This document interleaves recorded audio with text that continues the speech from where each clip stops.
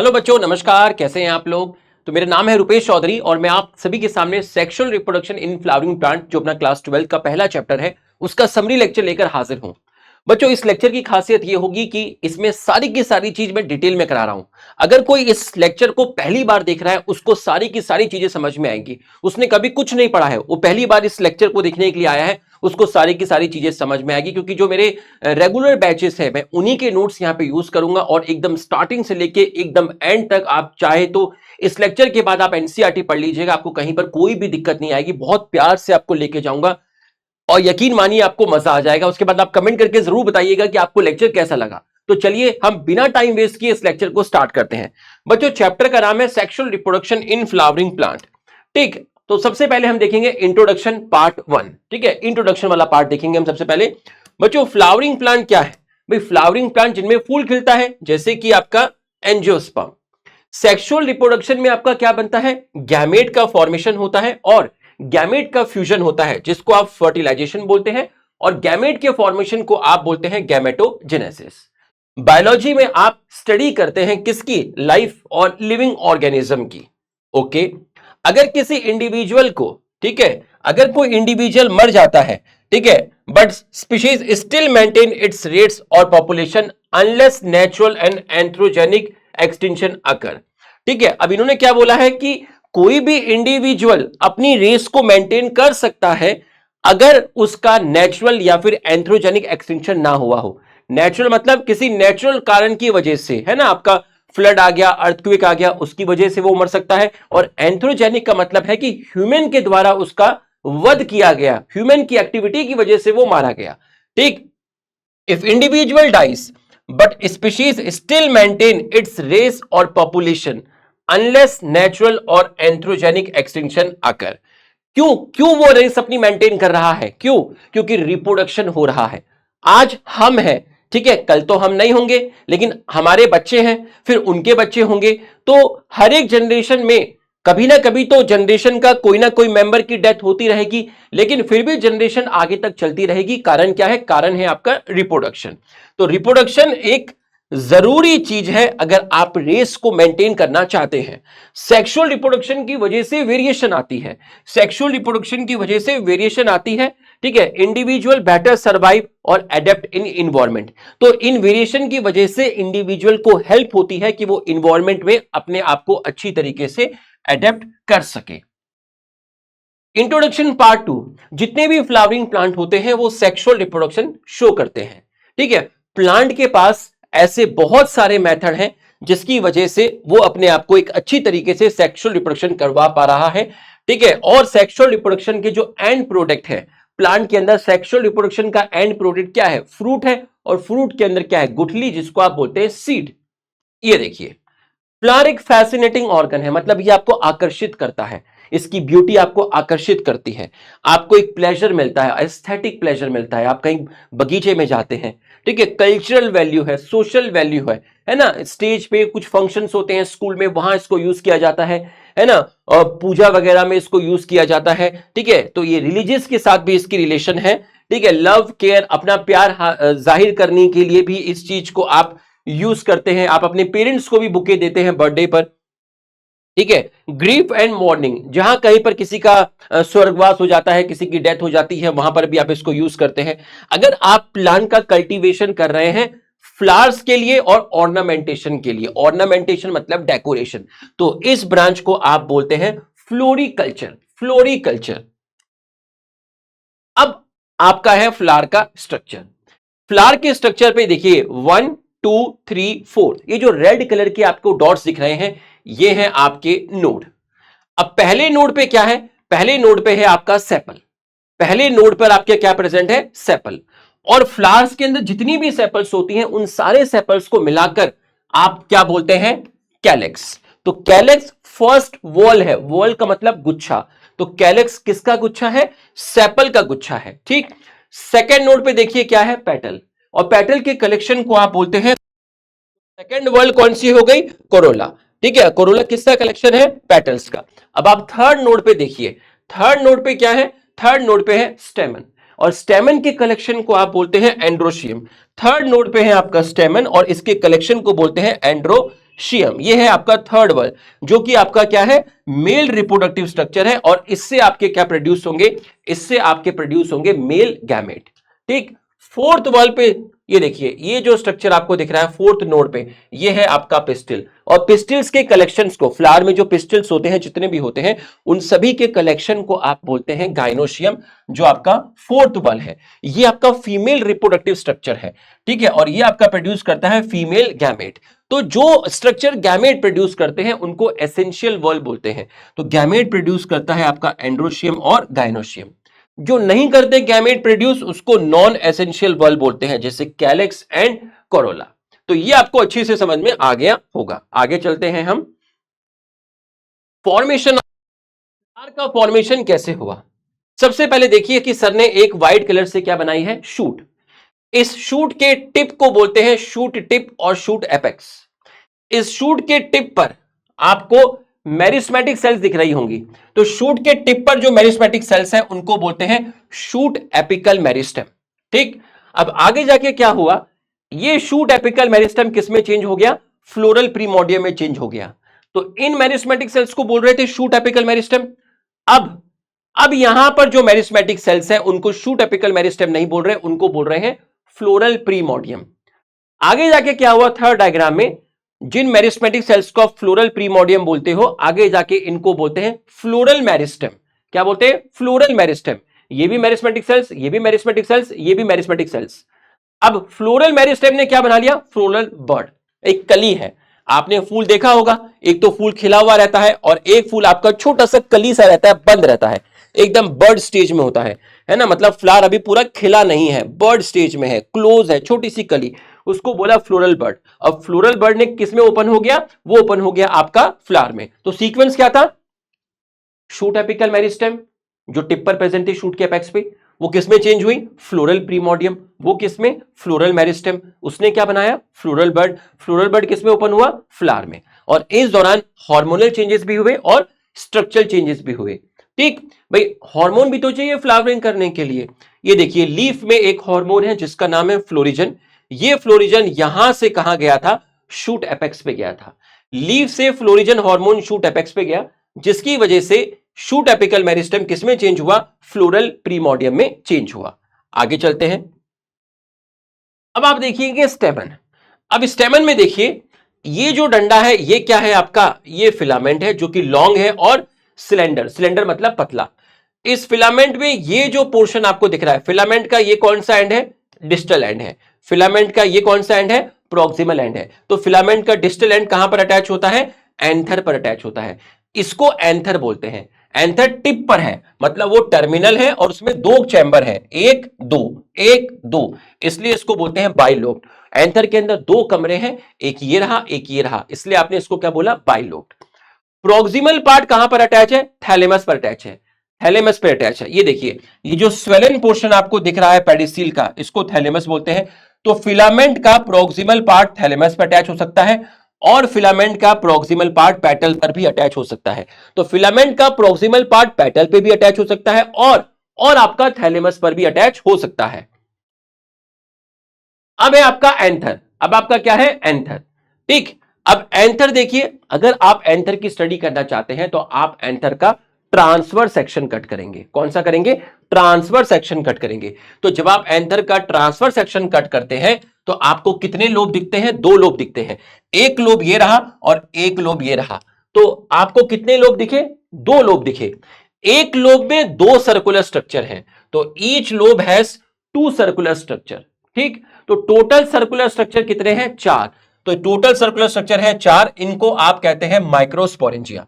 और ये चारों के चारों माइक्रोस्पोरेंजिया कॉर्नर्स पे प्रेजेंट है। कहां प्रेजेंट है, आपके कॉर्नर्स पे प्रेजेंट है। ठीक है, इसलिए आपका एंथर कैसा है, एंथर आपका टेट्रागोनल है और टेट्रास्पोरेंजिएट बोलते हैं, क्योंकि इसके अंदर चार माइक्रोस्पोरेंजिया प्रेजेंट होते हैं।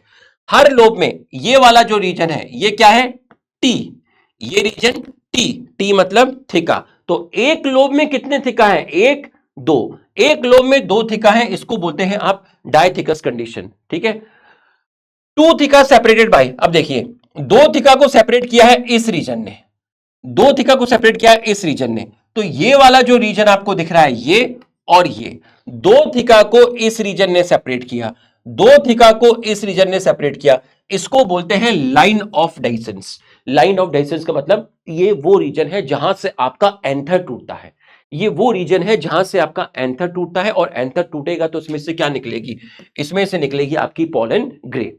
ठीक है, चलिए आगे चलते हैं। अब ये एंथर का स्ट्रक्चर देखिए, एंथर के अंदर टोटल कितनी वॉल है आपकी, 4 वॉल है। ये एंथर का स्ट्रक्चर देखिए, सबसे बाहर आपको व्हाइट कलर से जो लेयर दिख रही है उसको आपने क्या बोल दिया, एपिडर्मिस, जो बाहर की तरफ है और सिंगल लेयर है। इससे अंदर आपको रेड कलर की लेयर दिख रही है, ये देखिए रेड कलर की लेयर दिख रही है, इसको बोल दिया एंडोथीशियम। एंडोथीशियम भी कैसी है, एंडोथीशियम भी सिंगल लेयर है। उसके बाद आप देखिए ब्लू कलर से 1 2 3, ठीक है 1 2 3 1 2 3 1 2 3, तो ब्लू कलर से जो लेयर है वो है मिडिल लेयर। ठीक है, मिडिल लेयर में एक लेयर भी हो सकती है, दो भी हो सकती है और तीन भी हो सकती है, 1 2 3 लेयर थिक।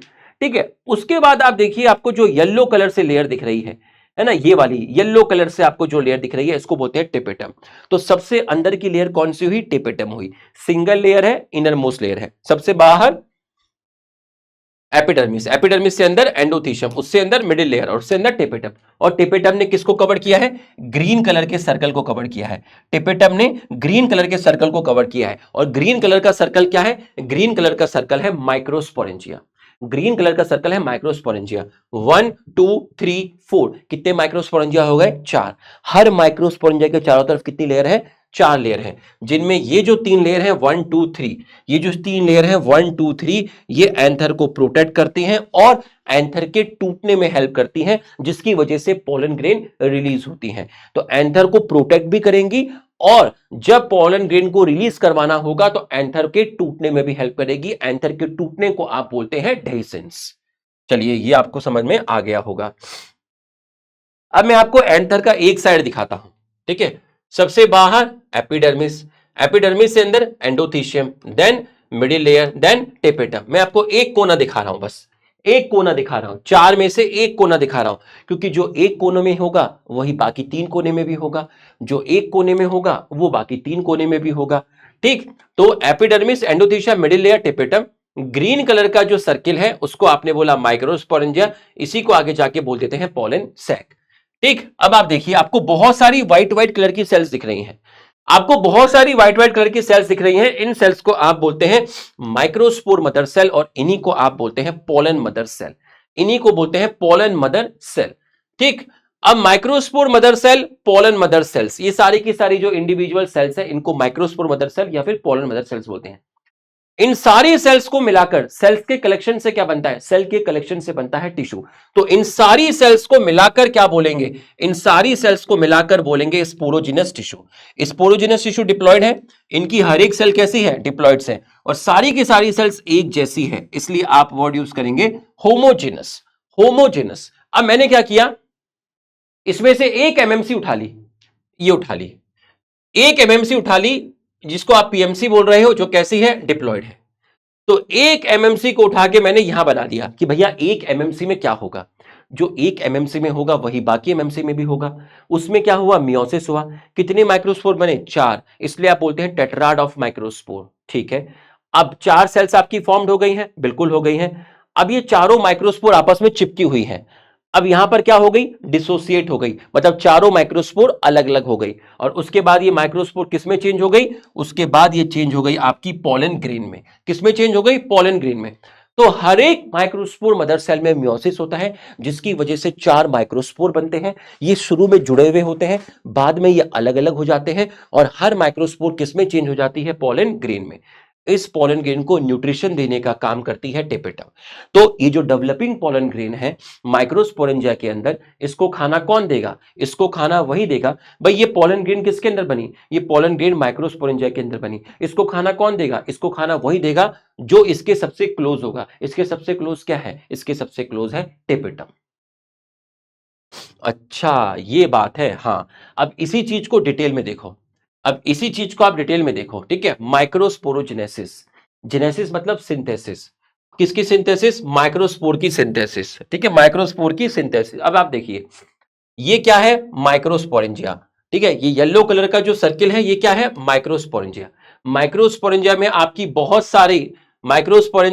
बहुत सारी ये सब क्या है, ये है आपकी microspore mother cells. Microspores mother cell से कलेक्शन को क्या बोला, माइक्रोस्पोर मदर सेल के कलेक्शन को आपने बोला स्पोरोजिनस टिश्यू। अब सर ने क्या किया, सर ने एक माइक्रोस्पोर मदर सेल ले ली। अब ये जो एक माइक्रोस्पोर मदर सेल ली है, इसके सराउंडिंग में क्या है ना, इस माइक्रोस्पोर मदर सेल्स के सेल वॉल में क्या है, कैलोस है।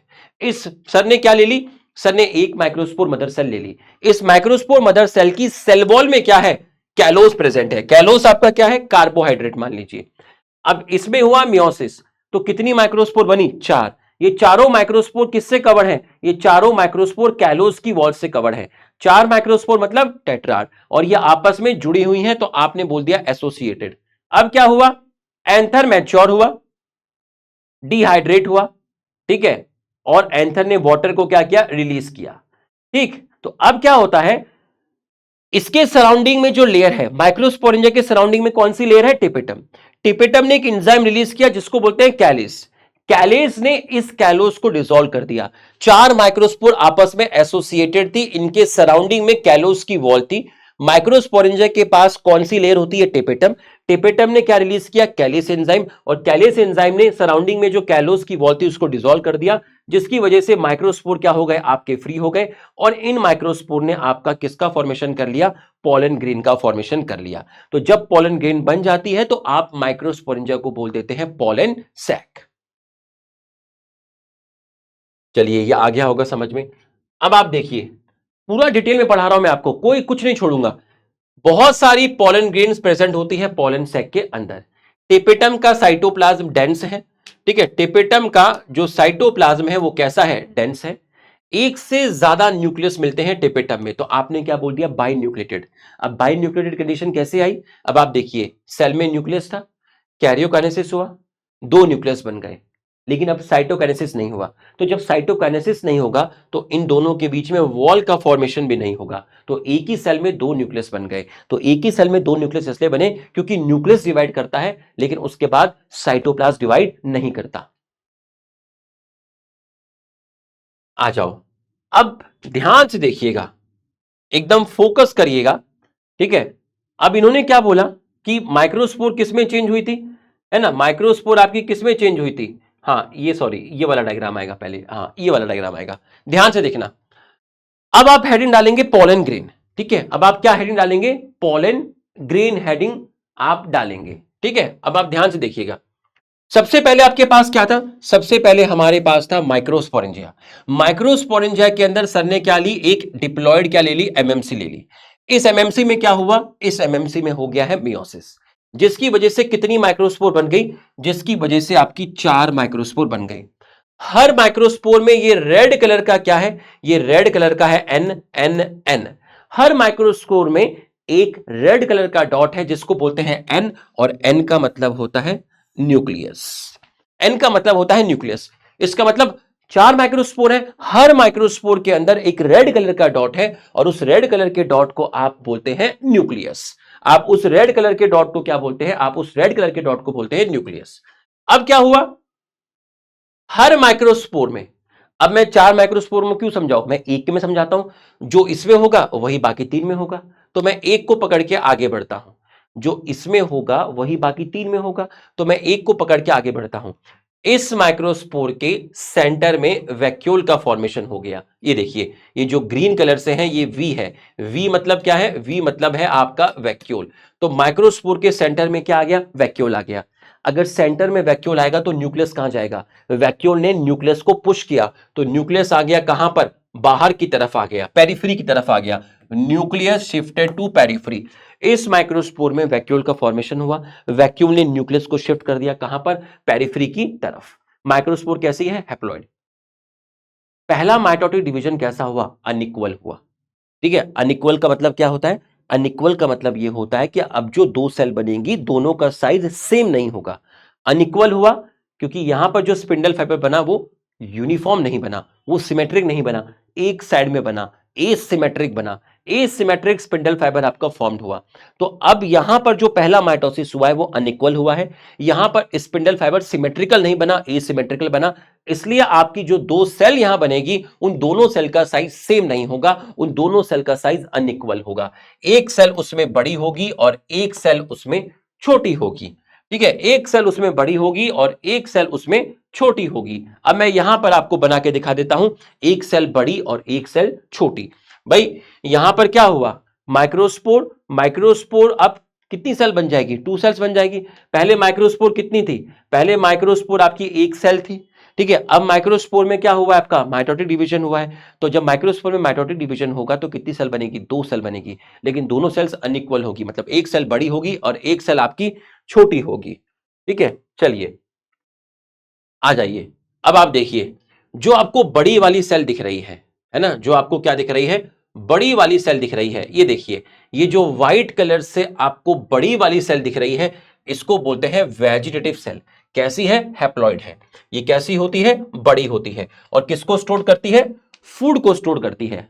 ठीक, अब वेजिटेटिव सेल के सराउंडिंग में जो पिंक कलर की लेयर आपको दिख रही है ना, वेजिटेटिव सेल्स के सराउंडिंग में आपको पिंक कलर की लेयर दिख रही है। जो पिंक कलर की आपकी लेयर है उसको आप बोलेंगे क्या, उसको आप बोलेंगे सेल मेम्ब्रेन। देखिए, व्हाइट कलर से क्या है, वेजिटेटिव सेल है, पिंक कलर से क्या है, पिंक कलर से है आपका सेल मेम्ब्रेन। ठीक है, अगर मैं कहूं कि भैया पिंक कलर से आपको जो दिख रही है वो लेयर कौन सी है, वो है आपकी सेल मेम्ब्रेन। सेल मेम्ब्रेन के सराउंडिंग में आपको येलो कलर से लेयर दिख रही है, येलो कलर की जो लेयर है उसको बोलते हैं एक्साइन। ये सेल मेम्ब्रेन के बाहर क्या है, देखिए व्हाइट कलर की क्या है, वेजिटेटिव सेल, उसके बाहर पिंक कलर की क्या है, सेल मेम्ब्रेन, उसके बाहर येलो कलर की क्या है, एंटाइन, और उसके बाहर रेड कलर की क्या है, एक्साइन। तो एंटाइन प्लस एक्साइन दोनों को मिलाकर बोलते हैं सेल वॉल। तो सेल वॉल कैसी हो गई, सेल वॉल डबल लेयर हो गई। सेल वॉल कैसी हो गई, सेल वॉल आपकी डबल लेयर हो गई। तो सेल वॉल आपकी डबल लेयर हो गई, जिसमें अंदर वाली कौन सी है, एंटाइन, और बाहर वाली कौन सी है, एक्साइन। ठीक, और इस रीजन पर आप देखिए एक्साइन मिसिंग है, इस रीजन पर आप देखिए एक्साइन मिसिंग है। तो जिस रीजन पर एक्साइन मिसिंग होती है उसको बोलते हैं जर्म पोर। इस रीजन पर एक्साइन क्या है, एब्सेंट है। ठीक, ये है आपके वैक्यूल, ये आपका वेजिटेटिव सेल का एक बड़ा सा इरेगुलर न्यूक्लियस है, किसका, वेजिटेटिव सेल का।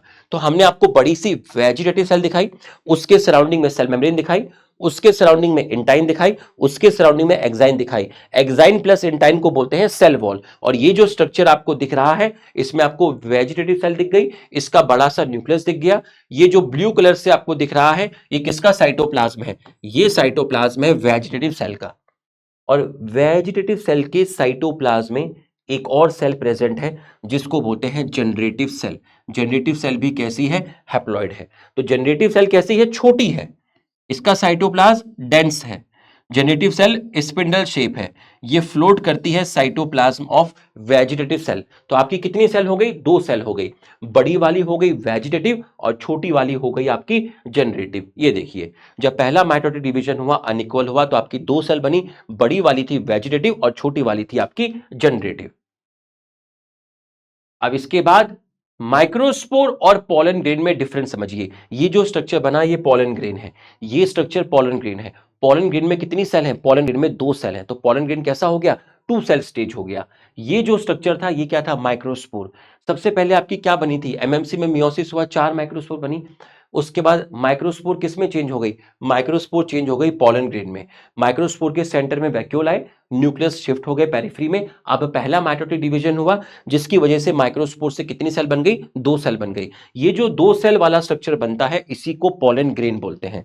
तो अब इन्होंने कहा कि माइक्रोस्पोर और पोलन ग्रेन में क्या डिफरेंस है। भाई माइक्रोस्पोर पहले बनती है, पोलन ग्रेन बाद में बनती है।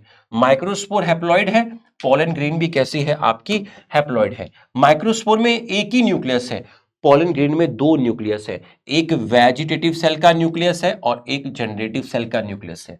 माइक्रोस्पोर जो होती है वो सिंगल सेल होती है, लेकिन पोलन ग्रेन में 2 सेल है, एक वेजिटेटिव और एक जनरेटिव। माइक्रोस्पोर में एक्साइन नहीं मिलती, लेकिन पोलन ग्रेन में एक्साइन मिलती है। और एक्साइन कौन बनाता है? टेपेटम बनाती है। एक्साइन बनाती है टेपेटम। इंटाइन कौन बनाता है? माइक्रोस्पोर का जो साइटोप्लाज्म होता है वो इंटाइन बनाता है। माइक्रोस्पोर का जो साइटोप्लाज्म है वो इंटाइन बनाता है। ये आपकी पहले बनती है और ये आपकी बाद में बनती है। पूरा समझ में आ रहा होगा अच्छी तरीके से। चलिए, जर्म पोर क्या था? जर्म पोर का फंक्शन क्या है? जर्म पोर का फंक्शन क्या है? ठीक है, ये हम आपका देखेंगे। ठीक है, जर्म पोर का फंक्शन क्या है ये हम आपका अभी देखेंगे। ठीक है, थोड़ी देर में देखेंगे। जर्म पोर से पोलन ट्यूब निकलती है। जर्म पोर से पोलन ट्यूब निकलती है। अब पोलन ग्रेन की दो वॉल थी, एक कौन सी थी? एक्साइन थी, और एक कौन सी थी? इंटाइन थी। जो वॉल आपकी सबसे बाहर थी उसको बोला था एक्साइन। बाहर वाली वॉल पोलन ग्रेन की कौन सी थी? एक्साइन। वो डिसकंटीन्यूअस थी। डिसकंटीन्यूअस क्यों बोला? क्योंकि वो यूनिफॉर्म नहीं थी, कुछ कुछ जगह पर वो एब्सेंट थी, वो डिसकंटीन्यूअस थी। ठीक है, वो कुछ कुछ जगह पर एब्सेंट थी। ठीक है, और जो अंदर वाली वॉल थी वो कौन सी थी? इनर वाली वॉल थी इंटाइन, जो कॉन्टिन्यूअस थी, वो कहीं भी मिसिंग नहीं थी। ठीक है, और ये पतली होती है, थिन होती है, इंटाइन थिन होती है। और किसकी बनी होती है? सेलुलोज की और पैक्टिन की। अब एक्साइन किसकी बनी है? स्पोरोपोलिनिन की बनी है। एक्साइन स्पोरोपोलिनिन की बनी है। और स्पोरोपोलिनिन नॉन बायोडिग्रेडेबल है, मतलब आप इसको डिग्रेड नहीं कर सकते। आप चाहे हाई टेम्परेचर दे दो, एसिड दे दो, एल्कली दे दो, एंजाइम दे दो, आप स्पोरोपोलिनिन को डिग्रेड नहीं कर सकते, मतलब आप एक्साइन को डिग्रेड नहीं कर सकते। इसलिए पोलन ग्रेन 100, 200, 300 इतने सालों तक भी फॉसिल्स की फॉर्म में प्रिजर्व रही है ना। आपको 100 साल के बाद भी कोई पोलन ग्रेन मिल रही है तो भी उसकी कंडीशन सही है, क्योंकि वो प्रिजर्व है फॉसिल्स की फॉर्म में। उसको प्रिजर्व किया किसने? एक्साइन ने, क्योंकि एक्साइन जिस चीज की बनी हुई है वो सब्सटेंस नॉन बायोडिग्रेडेबल है। तो एक्साइन कैसी है? मोटी है, हार्ड है, जो कि पोलन ग्रेन को प्रोटेक्ट करती है अनफेवरेबल कंडीशन के दौरान। ठीक है, और पोलन ग्रेन का जो एक्साइन है उसकी जो बनावट है, उसका जो डेकोरेशन है, उसकी जो संरचना है, वो काफी आकर्षित करती है, वो काफी फैसिनेट करती है। ठीक है, तो number, colour, shape and pattern of pollen very in different plant. अलग अलग प्लांट में पोलन ग्रेन्स के नंबर अलग अलग होते हैं, उनका कलर अलग अलग होता है, उनका जो डिजाइन है, उनका जो पैटर्न है वो भी अलग अलग होता है। जिस जगह पर एक्साइन एब्सेंट होती है उसको जर्म पोर बोलते हैं, और जर्म पोर से आपकी फॉर्म्ड होती है पोलन ट्यूब। ठीक है, अगर हम हिबिस्कस फ्लावर के को टच करेंगे तो आपके हाथ पे एक येलो कलर का पाउडर आ जाता है जिसको आप बोलते हैं पोलन ग्रेन। इंटाइन मैंने आपको बता दिया। अब आप इस चीज को फिर से समझिए, ध्यान से समझिएगा। मैंने कितनी एमएमसी ली थी बताइए? मैंने आपकी कितनी एमएमसी ली थी? सर आपने हमारी 1 एमएमसी ली थी।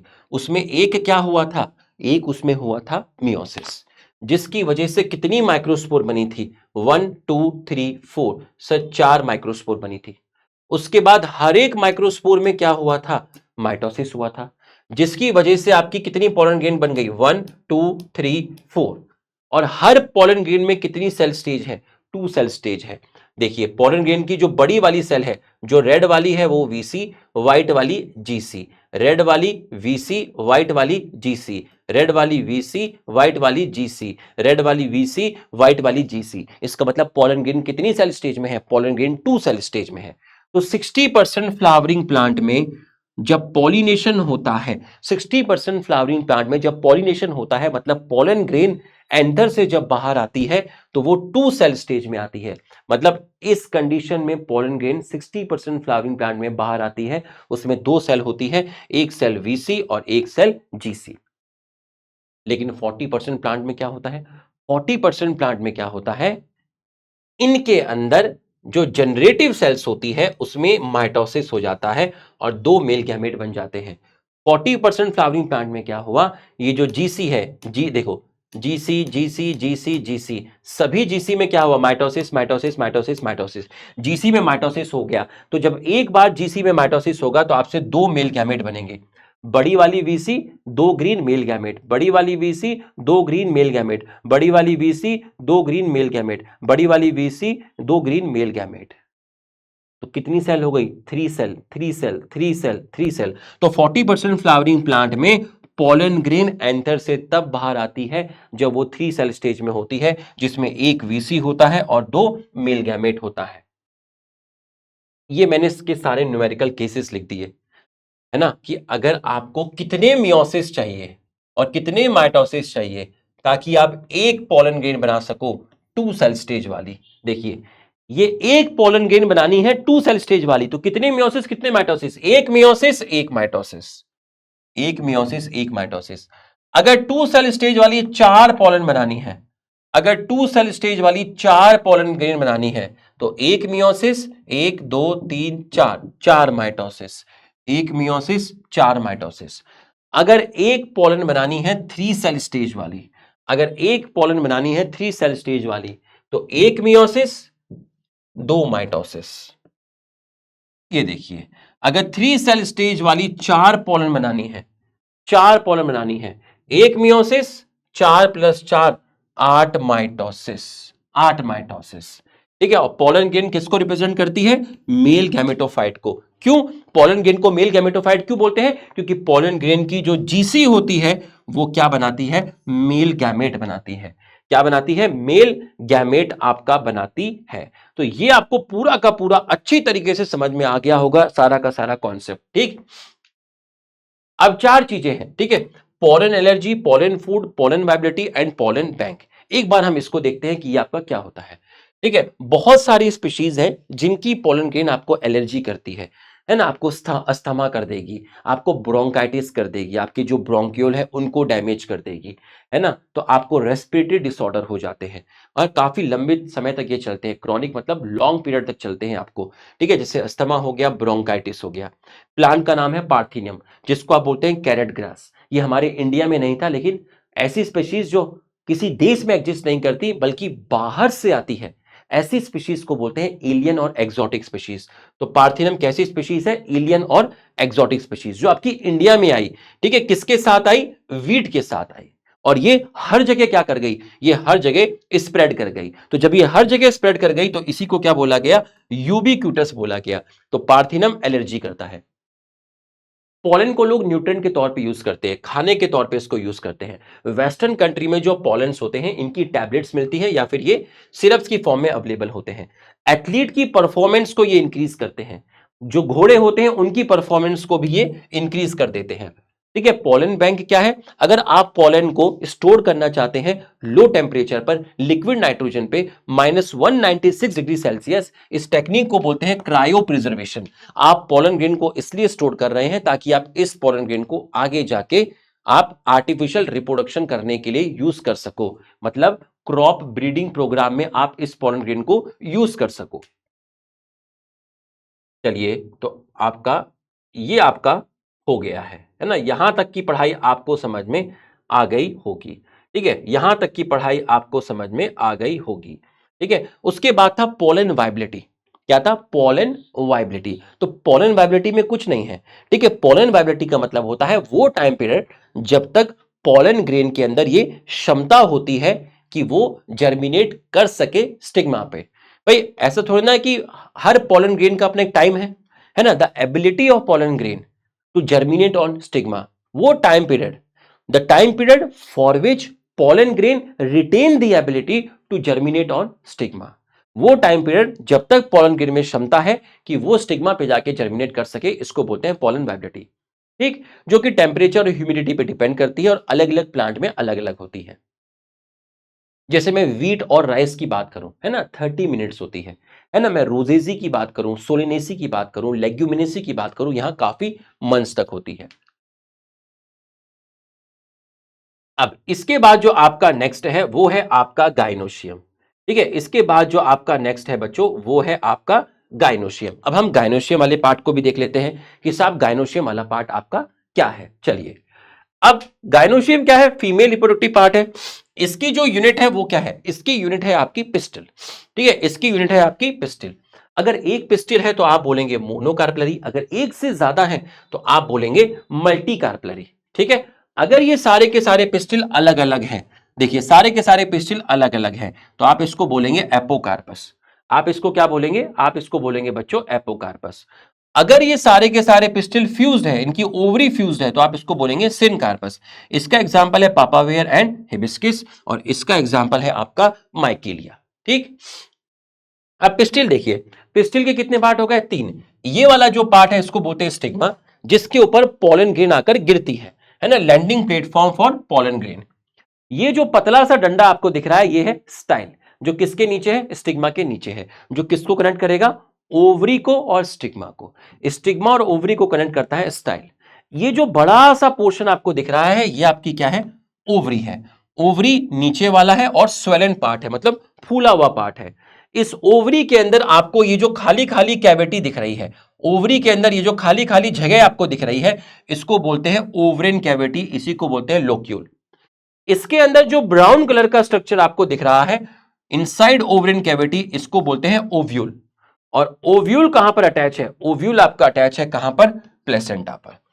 तो ओवरिन ये क्या है, बड़ी सी ओवरी, ओवरी में खाली खाली जगह ओवरिन कैविटी, इस कैविटी के अंदर ये ब्राउन कलर का स्ट्रक्चर ओव्यूल, और ओव्यूल ओवरी के अंदर कहां पर अटैच है, प्लेसेंटा पर अटैच है। चलिए बहुत बढ़िया। अब ओव्यूल, ओव्यूल का नंबर एक भी हो सकता है और एक से ज्यादा भी हो सकता है। आपने एक गुठली वाले फ्रूट भी देखे होंगे और एक से ज्यादा बीज वो भी आपने देखे होंगे। Wheat paddy mango, wheat paddy mango के अंदर आपके कितने ओव्यूल प्रेजेंट है, आपके सिंगल ओव्यूल प्रेजेंट है। ऑर्चिड पपाया वाटरमेलन आपने देखे होंगे, वाटरमेलन के अंदर है ना, तरबूज के अंदर कितने सारे बीज हैं, बीज मतलब सीड, और सीड किससे बनते हैं, सीड ओव्यूल से बनते हैं। तो ऑर्चिड, पपाया और वाटरमेलन। अब है ओव्यूल का स्ट्रक्चर, है ना कि साहब ओव्यूल का स्ट्रक्चर आपका क्या होता है। ठीक है, तो अब आप ओव्यूल का स्ट्रक्चर देखेंगे। अब ओव्यूल के स्ट्रक्चर में आप देखिए, ये जो आपको दिख रही है, ये जो बड़ी सी आपको दिख रही है, ये इतना पोर्शन, ये इसको बोलते हैं बॉडी ऑफ ओव्यूल। ये जो डंडा आपको दिख रहा है, ये डंडा, इसको बोलते हैं ट्यूनिकल। और ये जो रेड कलर से आपको दिख रहा है, इसको बोलते हैं प्लेसेंटा। तो ओव्यूल प्लेसेंटा पर अटैच है एक स्टॉक के थ्रू, जिसको बोलते हैं फ्यूनिकल। भाई ओव्यूल जो होते हैं वो प्लेसेंटा पे अटैच है एक स्टॉक के थ्रू, जिसको बोलते हैं फ्यूनिकल। तो body of ovule attach to placenta with the help of stalk, जिसको हमने बोला है फ्यूनिकल। अब बॉडी ऑफ और फ्यूनिकल एक कॉमन पॉइंट पे मीट करती है, इस कॉमन पॉइंट को बोलते हैं हाइलम। यहां से यहां तक क्या है, बॉडी ऑफ ओव्यूल, यहां से यहां तक क्या है, फ्यूनिकल। तो फ्यूनिकल और बॉडी ऑफ ओव्यूल जहां पर मीट करते हैं, है ना, body of ovule fuse with funicle, उस जंक्शन को बोलते हैं आप हाइलम, उस जंक्शन को बोलते हैं आप हाइलम। अब आप देखिए 1 2 ओव्यूल की जो कवरिंग है उसको बोलते हैं इंटेगुमेंट। ओव्यूल की कवरिंग को क्या बोला, इंटेगुमेंट। तो कवरिंग ऑफ ओव्यूल को बोला है इंटेगुमेंट। अब ये रीजन देखिए, ये जी रीजन ओव्यूल का टिप है, यहां इंटेगुमेंट एब्सेंट है। ये जो आपको छेद दिख रहा है जहां से आप अंदर घुस सकते हो, ये जो छेद आपको दिख रहा है इसको ओव्यूल के टिप बोलते हैं, टिप ऑफ ओव्यूल। और इस जगह पर इंटेगुमेंट नहीं है, इस जगह पर इंटेगुमेंट नहीं है। तो ये जो छेद है जिसको आप टिप ऑफ ओव्यूल बोल रहे हो, जहां पे आपकी इंटेगुमेंट नहीं है, इस रीजन को बोलते हैं माइक्रोपाइल। अगर ये माइक्रोपाइल है, टिप है, तो इसके अपोजिट में ये वाला जो रीजन है बेसल, इसको बोलते हैं चैल्जा। ठीक है, तो अपोजिट टू माइक्रोपाइल आपका बेसल पार्ट मिलेगा ओव्यूल का, जिसको आप क्या बोलते हैं, जिसको आप बोलते हैं चैल्जा। ठीक, अब ध्यान से देखिएगा, ये जो ब्लू कलर से आपको सेल्स दिख रही हैं, ये जो ब्लू कलर से आपको सेल्स दिख रही हैं ओव्यूल के अंदर, इसको बोलते हैं न्यूसेलस। तो न्यूसेलस की सेल्स कैसी हैं, न्यूसेलस की सेल्स हैं डिप्लॉयड। न्यूसेलस की सेल्स हैं आपकी डिप्लॉयड, किसकी बनी हुई हैं, पेरेन्काइमा की बनी है। न्यूसेलस की सेल्स है आपकी डिप्लॉयड, जो किसकी बनी है, पेरेन्काइमा की बनी है। और ये सेल्स क्या स्टोर करती हैं, ये सेल्स स्टोर करती हैं आपका फूड। ठीक है, तो ये जो सेल्स आपको दिख रही हैं जो डिप्लॉयड है, ठीक है, आपको ओव्यूल के अंदर ये ब्लू कलर से सेल्स दिख रही हैं जो डिप्लॉयड है, जो पेरेन्काइमा की बनी है, जो फूड को स्टोर करती हैं। और इन सेल्स को किसने कवर किया है, इन सेल्स को इंटेगुमेंट ने कवर किया है। तो ये सेल्स किससे कवर्ड है, इंटेगुमेंट से। इन डिप्लॉयड सेल्स को बोलते हैं न्यूसेलस। इसका फंक्शन क्या है अभी मैं आपको बताऊंगा।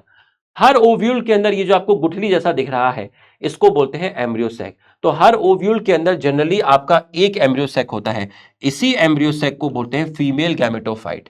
ठीक है, तो एम्ब्रियोसैक क्या है, न्यूसेलस के अंदर है।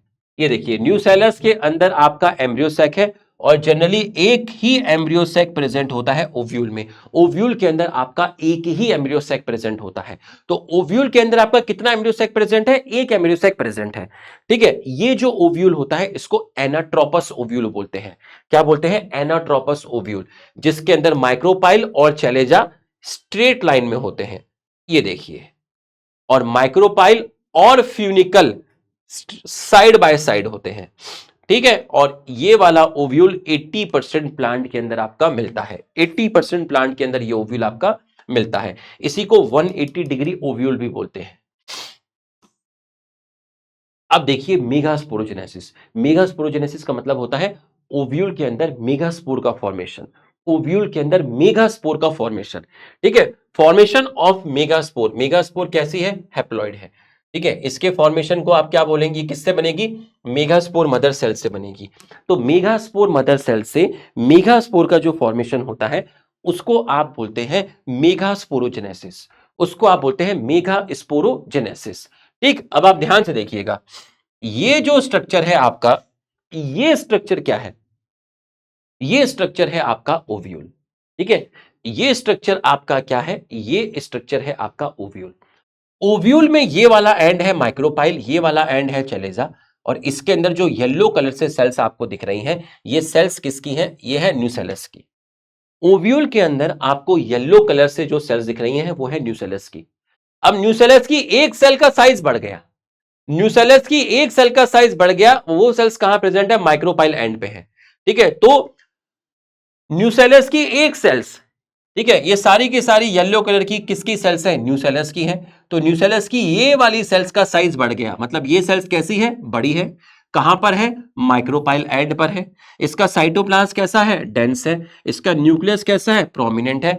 इस सेल को बोलते हैं एमएमसी। एमएमसी मतलब मेगास्पोर मदर सेल। तो मेगास्पोर मदर सेल कौन होती है, न्यूसेलस की वो सेल जिसका साइज बढ़ जाता है माइक्रोपाइल एंड पे, उसको बोलते हैं एमएमसी। एमएमसी। तो one of the cells of nucellus increase in size and behave as a megaspore mother cell, जो कैसी है, डिप्लॉयड है, क्योंकि न्यूसेलस की सेल डिप्लॉयड थी तो ये भी डिप्लॉयड होगी। अब एमएमसी के अंदर क्या हुआ, एमएमसी के अंदर मियोसिस हुआ। तो जब एमएमसी के अंदर मियोसिस होगा तो 4 मेगास्पोर बनेंगी। ये देखिए 1 2 3 4, 4 मेगास्पोर बनी है। इनका अरेंजमेंट कैसा है, इनका अरेंजमेंट है लीनियर। अब 4 में से 3 मर गई, 1 2 3, एक बची, जो बची है वो चेलेजल एंड पे बची है। 3 आपकी डिजनरेट हो गई, आपकी एक फंक्शनल मेगास्पोर बची है, और वो किस एंड पे बची है, चेलेजल एंड पे बची है। तो ये जो मेगास्पोर का फॉर्मेशन हुआ एमएमसी से, इसको बोलते हैं मेगा स्पोरोजेनेसिस। इसको आप बोलते हैं मेगा स्पोरोजेनेसिस, इसको आप बोलते हैं मेगा स्पोरोजेनेसिस। ये आपको समझ में आ गया होगा। अब आप देखिए, ये जो एक मेगास्पोर बची थी, ये जो एक मेगास्पोर आपका बची थी, ये क्या करेगी, ध्यान से देखिएगा। ये जो आपकी एक मेगास्पोर आपकी बची है, ये क्या करेगी, ठीक है।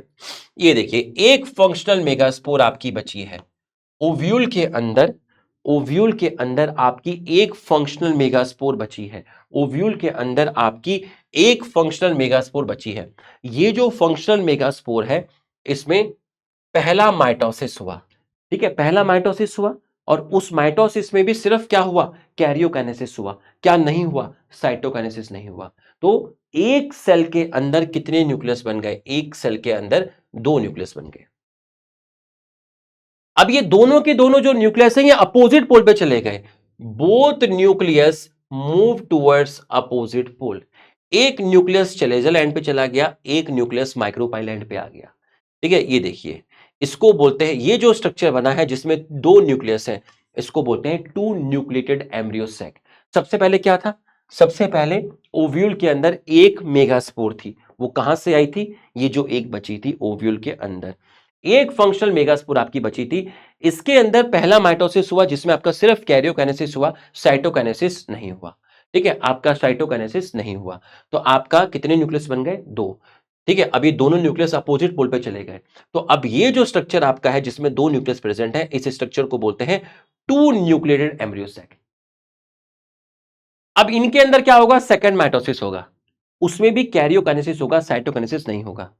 तो इससे कितने न्यूक्लियस बन जाएंगे, 2, इससे कितने न्यूक्लियस बन जाएंगे, 2, तो टोटल कितने हो गए, 4।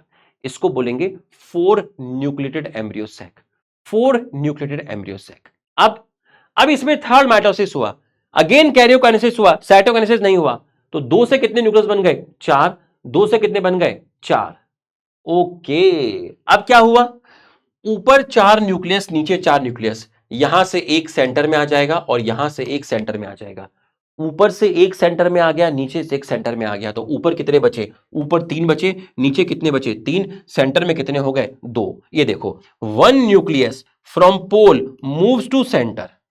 अच्छा, अब जाकर साइटोकाइनेसिस होगा, अब जाकर साइटोकाइनेसिस होगा। अभी तक सिर्फ क्या हो रहा था? अभी तक सिर्फ कैरियोकाइनेसिस हो रहा था, साइटोकाइनेसिस नहीं हो रहा था। अब साइटोकाइनेसिस होगा।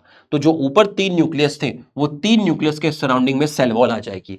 देखो, 3 न्यूक्लियस थे ऊपर, सबके सराउंडिंग में रेड कलर की क्या आ गई? सेल वॉल आ गई। तो अब ये 3 न्यूक्लियस नहीं है, अब ये 3 सेल्स हैं। इन सेल्स को बोलते हैं एंटीपोडल सेल्स। इन सेल्स को बोलते हैं antipodal cells. Antipodal cells haploid होती हैं, 3 सेल्ड होती हैं, टोटल 3 न्यूक्लियस हैं, 1 2 3। ठीक है, और कहां प्रेजेंट होती हैं? चेलेजल एंड पे प्रेजेंट होती हैं।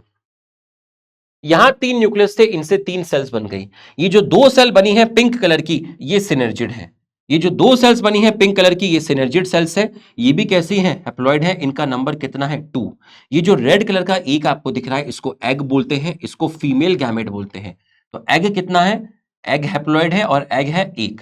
अब इन दोनों को मिलाकर 2 सिनर्जिड 1 एग, 2 सिनर्जिड 1 एग, इसको बोलते हैं एग एपरेटस। तो एग एपरेटस कैसा है? हैप्लॉइड है। उसमें टोटल सेल 3 है, टोटल न्यूक्लियस 3 है। किस एंड पे है? माइक्रोपाइल एंड पे है। एक एग एपरेटस में कितने एग है? 1 एग है। कितने सिनर्जिड है? 2 सिनर्जिड है। ठीक है, और सेंटर में 2 न्यूक्लियस बचे थे। इन 2 न्यूक्लियस के सराउंडिंग में ये जो आपकी एग्जिस्टिंग सेल वॉल है ना, ये आपकी जो एग्जिस्टिंग सेल वॉल है, ये कवर कर लेती है ना। ये जो आपकी एम्ब्रियो सैक की एग्जिस्टिंग वॉल है, ये कवर कर लिया। तो यहां नई सेल वॉल बनी, यहां नई सेल वॉल बनी। तो 6 सेल्स के लिए नई सेल वॉल बनी है। यहां इन 2 न्यूक्लियस के लिए पुरानी सेल वॉल है, एग्जिस्टिंग सेल वॉल है। तो अब आप देखिए, ये व्हाइट कलर की सेल्स कितनी बड़ी है। ये जो व्हाइट कलर की सेल्स आपको दिख रही है कवच जैसी, इसको बोलते हैं सेंट्रल सेल। सेंट्रल सेल सबसे बड़ी होती है, एक ही होती है। सेंट्रल सेल एक ही है, इसके अंदर 2 न्यूक्लियस प्रेजेंट है। इन 2 न्यूक्लियस को बोलते हैं पोलर न्यूक्लियाई। इनको बोलते हैं पोलर न्यूक्लियाई। तो ये जो बड़ी सी सेल है, ये सेंट्रल सेल है, एक ही प्रेजेंट होती है, सबसे बड़ी होती है। इसके अंदर 2 क्या है? पोलर न्यूक्लियस है। अब टोटल सेल काउंट करो, 3 3 6 और 1 7। न्यूक्लियस काउंट करो, 1 2 3 4 5 6 7 8। 8 न्यूक्लिएटेड एम्ब्रियो सैक। ये जो स्ट्रक्चर आपका बना, इसको बोलते हैं 7 सेल 8 न्यूक्लिएटेड एम्ब्रियो सैक। इसी एम्ब्रियो सैक को बोलते हैं फीमेल गैमेटोफाइट। और ये स्ट्रक्चर कैसा होता है? ये स्ट्रक्चर आपका होता है haploid. 7 cell 8 nucleated embryo sac कैसे बना?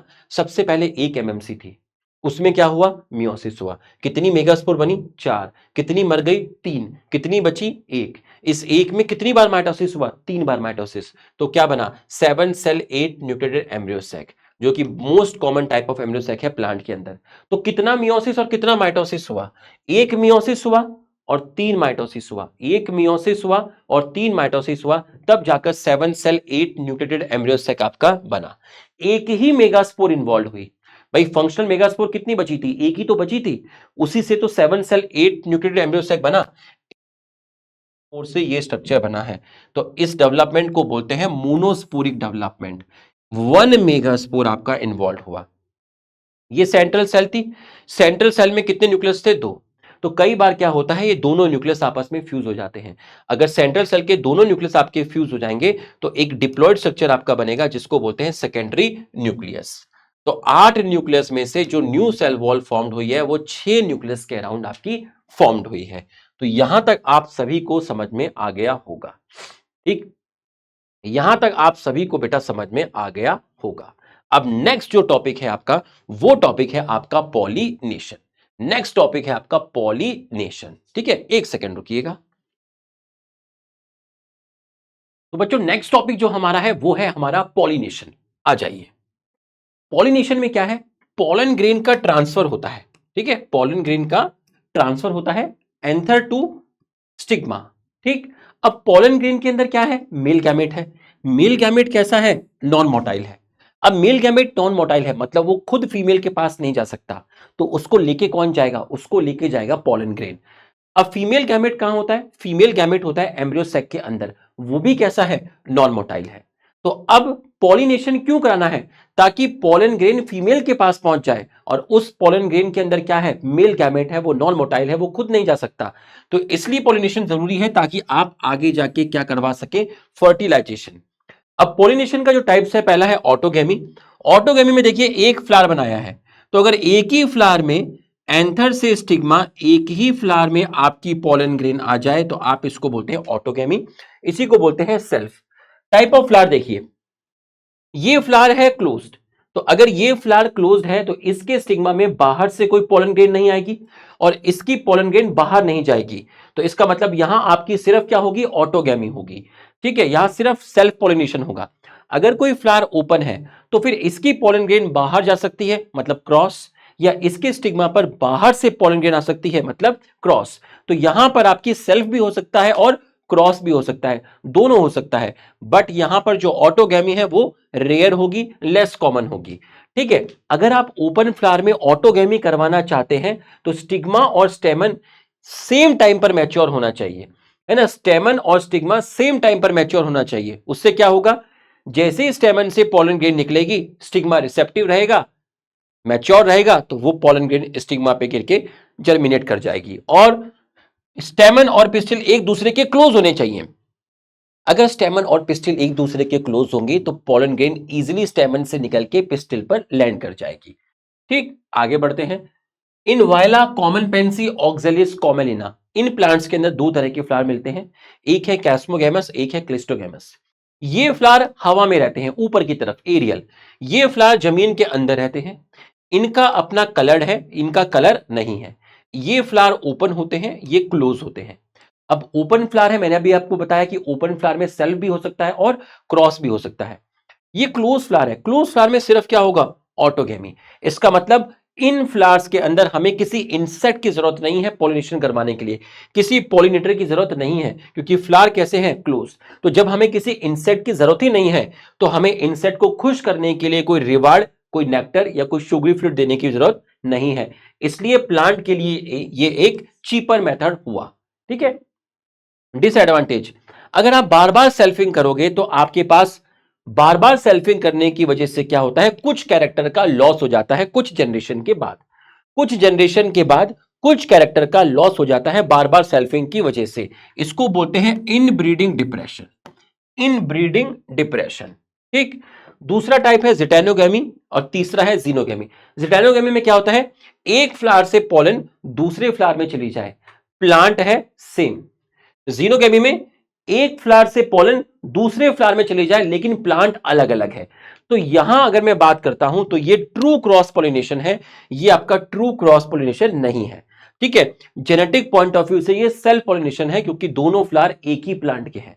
ठीक है, लेकिन अलग अलग फ्लावर हैं तो इकोलॉजिकली और फंक्शनली पॉइंट ऑफ व्यू से क्रॉस पोलिनेशन है क्योंकि दो अलग अलग फ्लावर हैं। लेकिन दोनों फ्लावर का जो डीएनए है वो तो सेम ही है क्योंकि दोनों फ्लावर एक ही प्लांट के हैं। तो अगर सत्य बात किया जाए तो जेनेटिकली पॉइंट ऑफ व्यू से कैसा है, सेल्फ पोलिनेशन है। आगे बढ़ते हैं। Outbreeding device. आउटब्रीडिंग डिवाइस ऐसे मेथड्स होते हैं जो आउटब्रीडिंग डिवाइस ऐसे मेथड होते हैं जो क्रॉस पोलिनेशन को फेवर करेंगे और सेल्फ पोलिनेशन को डिस्करेज करेंगे, मतलब सेल्फ पोलिनेशन को इनहिबिट करेंगे। अब ज्यादातर प्लांट में फ्लावर कैसे हैं, बाइसेक्सुअल है। बाइसेक्सुअल मतलब उस फ्लावर में स्टेमन भी है और पिस्टिल भी है। जब एक फ्लावर में दोनों है तो वहां पर सेल्फ पोलिनेशन के चांसेस ज्यादा होंगे।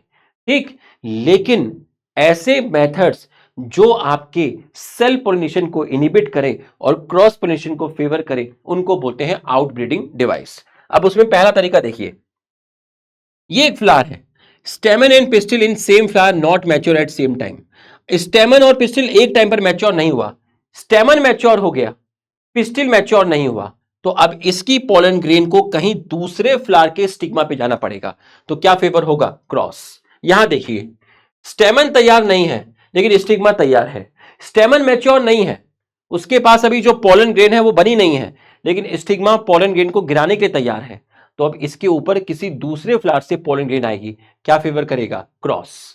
स्टेमन एंड पिस्टिल एक दूसरे के क्लोज नहीं है। अगर स्टेमन और पिस्टिल एक दूसरे के क्लोज नहीं होंगे तो इसकी पोलन ग्रेन इसके ऊपर नहीं गिर पाएगी। तो फिर इसके ऊपर पोलन ग्रेन कौन डालेगा, किसी दूसरे फ्लावर से इसकी पोलन ग्रेन यहां पर आके गिरेगी। तो किसको फेवर करेगा, क्रॉस। तीसरा यूनिसेक्सुअल, ठीक है, फ्लावर कैसा है, यूनिसेक्सुअल, जिसमें दो टाइप है, एक है मोनोशियस और एक है आपका डायशियस। अब आप देखिए, मेल फ्लावर और फीमेल फ्लावर सेम प्लांट पे है, मेल फ्लावर और फीमेल फ्लावर सेम प्लांट पे है। मेल फ्लावर मतलब उसमें सिर्फ स्टेमन होगा, स्टेमिनेट फ्लावर। फीमेल फ्लावर मतलब उसमें सिर्फ पिस्टिल होगा, पिस्टिलेट फ्लावर। ठीक है, तो मेरे गार्डन में ये इस तरीके के दो प्लांट लगे थे। मेरे गार्डन में ऐसे दो तरह के प्लांट, मेरे गार्डन में ऐसे दो प्लांट लगे थे जहां पर मेल फ्लावर और फीमेल फ्लावर सेम प्लांट पे थे। अब आप बताइए मुझे, अब यहां सिर्फ स्टेमन है, पिस्टिल नहीं है, यहां सिर्फ पिस्टिल है, स्टेमन नहीं है, तो यहां से पोलन ग्रेन निकल कर कहां आएगी, दूसरे फ्लावर पे जाएगी। ठीक है, तो किसको फेवर मिलेगा, ये आपका क्रॉस को फेवर मिलेगा। ठीक है, अब आप देखिए, अगर इसकी पोलन ग्रेन निकल के यहां पर आ गई तो आपका क्या हो जाएगा, जिटेनोगेमी हो जाएगा। अगर इसकी पोलन ग्रेन निकल के उसी स्पीशीज के दूसरा प्लांट है आपके गार्डन में, वहां चली जाए, दो अलग अलग फ्लावर, दो अलग अलग प्लांट, जीनोगेमी। ऑटोगेमी नहीं हो सकता, क्यों, इसकी पोलन ग्रेन अंदर कैसे आएगी, अंदर स्टिग्मा है ही नहीं। तो ऑटोगेमी में क्या था, ऑटोगेमी में स्टेमन पिस्टिल एक ही फ्लावर के अंदर था, तो ऑटोगेमी आपका नहीं होगा। एग्जाम्पल है कैस्टर एंड मेज।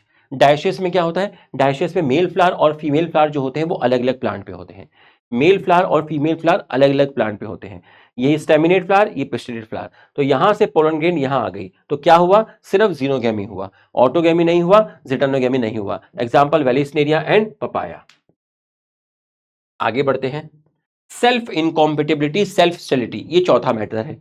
ये चौथा मेथड है, इसमें क्या होता है, देखिए, ये एक फ्लावर है, उसमें स्टेमन पिस्टिल दोनों है, स्टेमन स्टेराइल है, मतलब वो फर्टिलाइजेशन में इन्वॉल्व नहीं हो पाएगा, पिस्टिल फर्टाइल है। अब आप बताइए, फीमेल तैयार है, मेल तैयार नहीं है, तो अब इसको पोलन ग्रेन कहां से मिलेगी, इसका मेल तो दे नहीं रहा, तो इसको जो पोलन ग्रेन मिलेगी वो किसी दूसरे फ्लावर से मिलेगी, तो क्या फेवर होगा, क्रॉस पोलिनेशन फेवर होगा।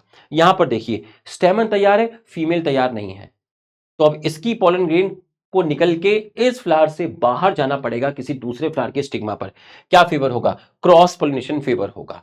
ठीक है, तो सेल्फ इनकॉम्पेटिबिलिटी में क्या होता है, पोलन स्टिग्मा पे गिरती तो है लेकिन पोलन का जर्मिनेशन नहीं होता, मतलब यहां से पोलन ग्रेन स्टिग्मा पे गिरेगी, लेकिन क्योंकि वो पोलन ग्रेन स्टेराइल है तो वो पोलन ग्रेन स्टिग्मा पे गिरेगी बट जर्मिनेट नहीं करेगी, जर्मिनेट नहीं करेगी तो पोलन ट्यूब नहीं बनेगी, पोलन ट्यूब नहीं बनेगी तो फर्टिलाइजेशन नहीं होगा। ठीक, अब अब है आपके एजेंट ऑफ पॉलिनेशन, कौन कौन सी चीजें हैं जो आपकी पॉलिनेशन के अंदर हेल्प करती है, एजेंट ऑफ पॉलिनेशन, जिसमें आप सबसे पहले देखेंगे विंड। अगर हवा के थ्रू हुआ तो एनिमोफिली, यहां पर जो पोलन ग्रेन होती है वो लाइट होती है, नॉन स्टिकी होती है और ड्राई होती है, ताकि पोलन बहुत फास्ट डिस्पर्स हो विंड के through.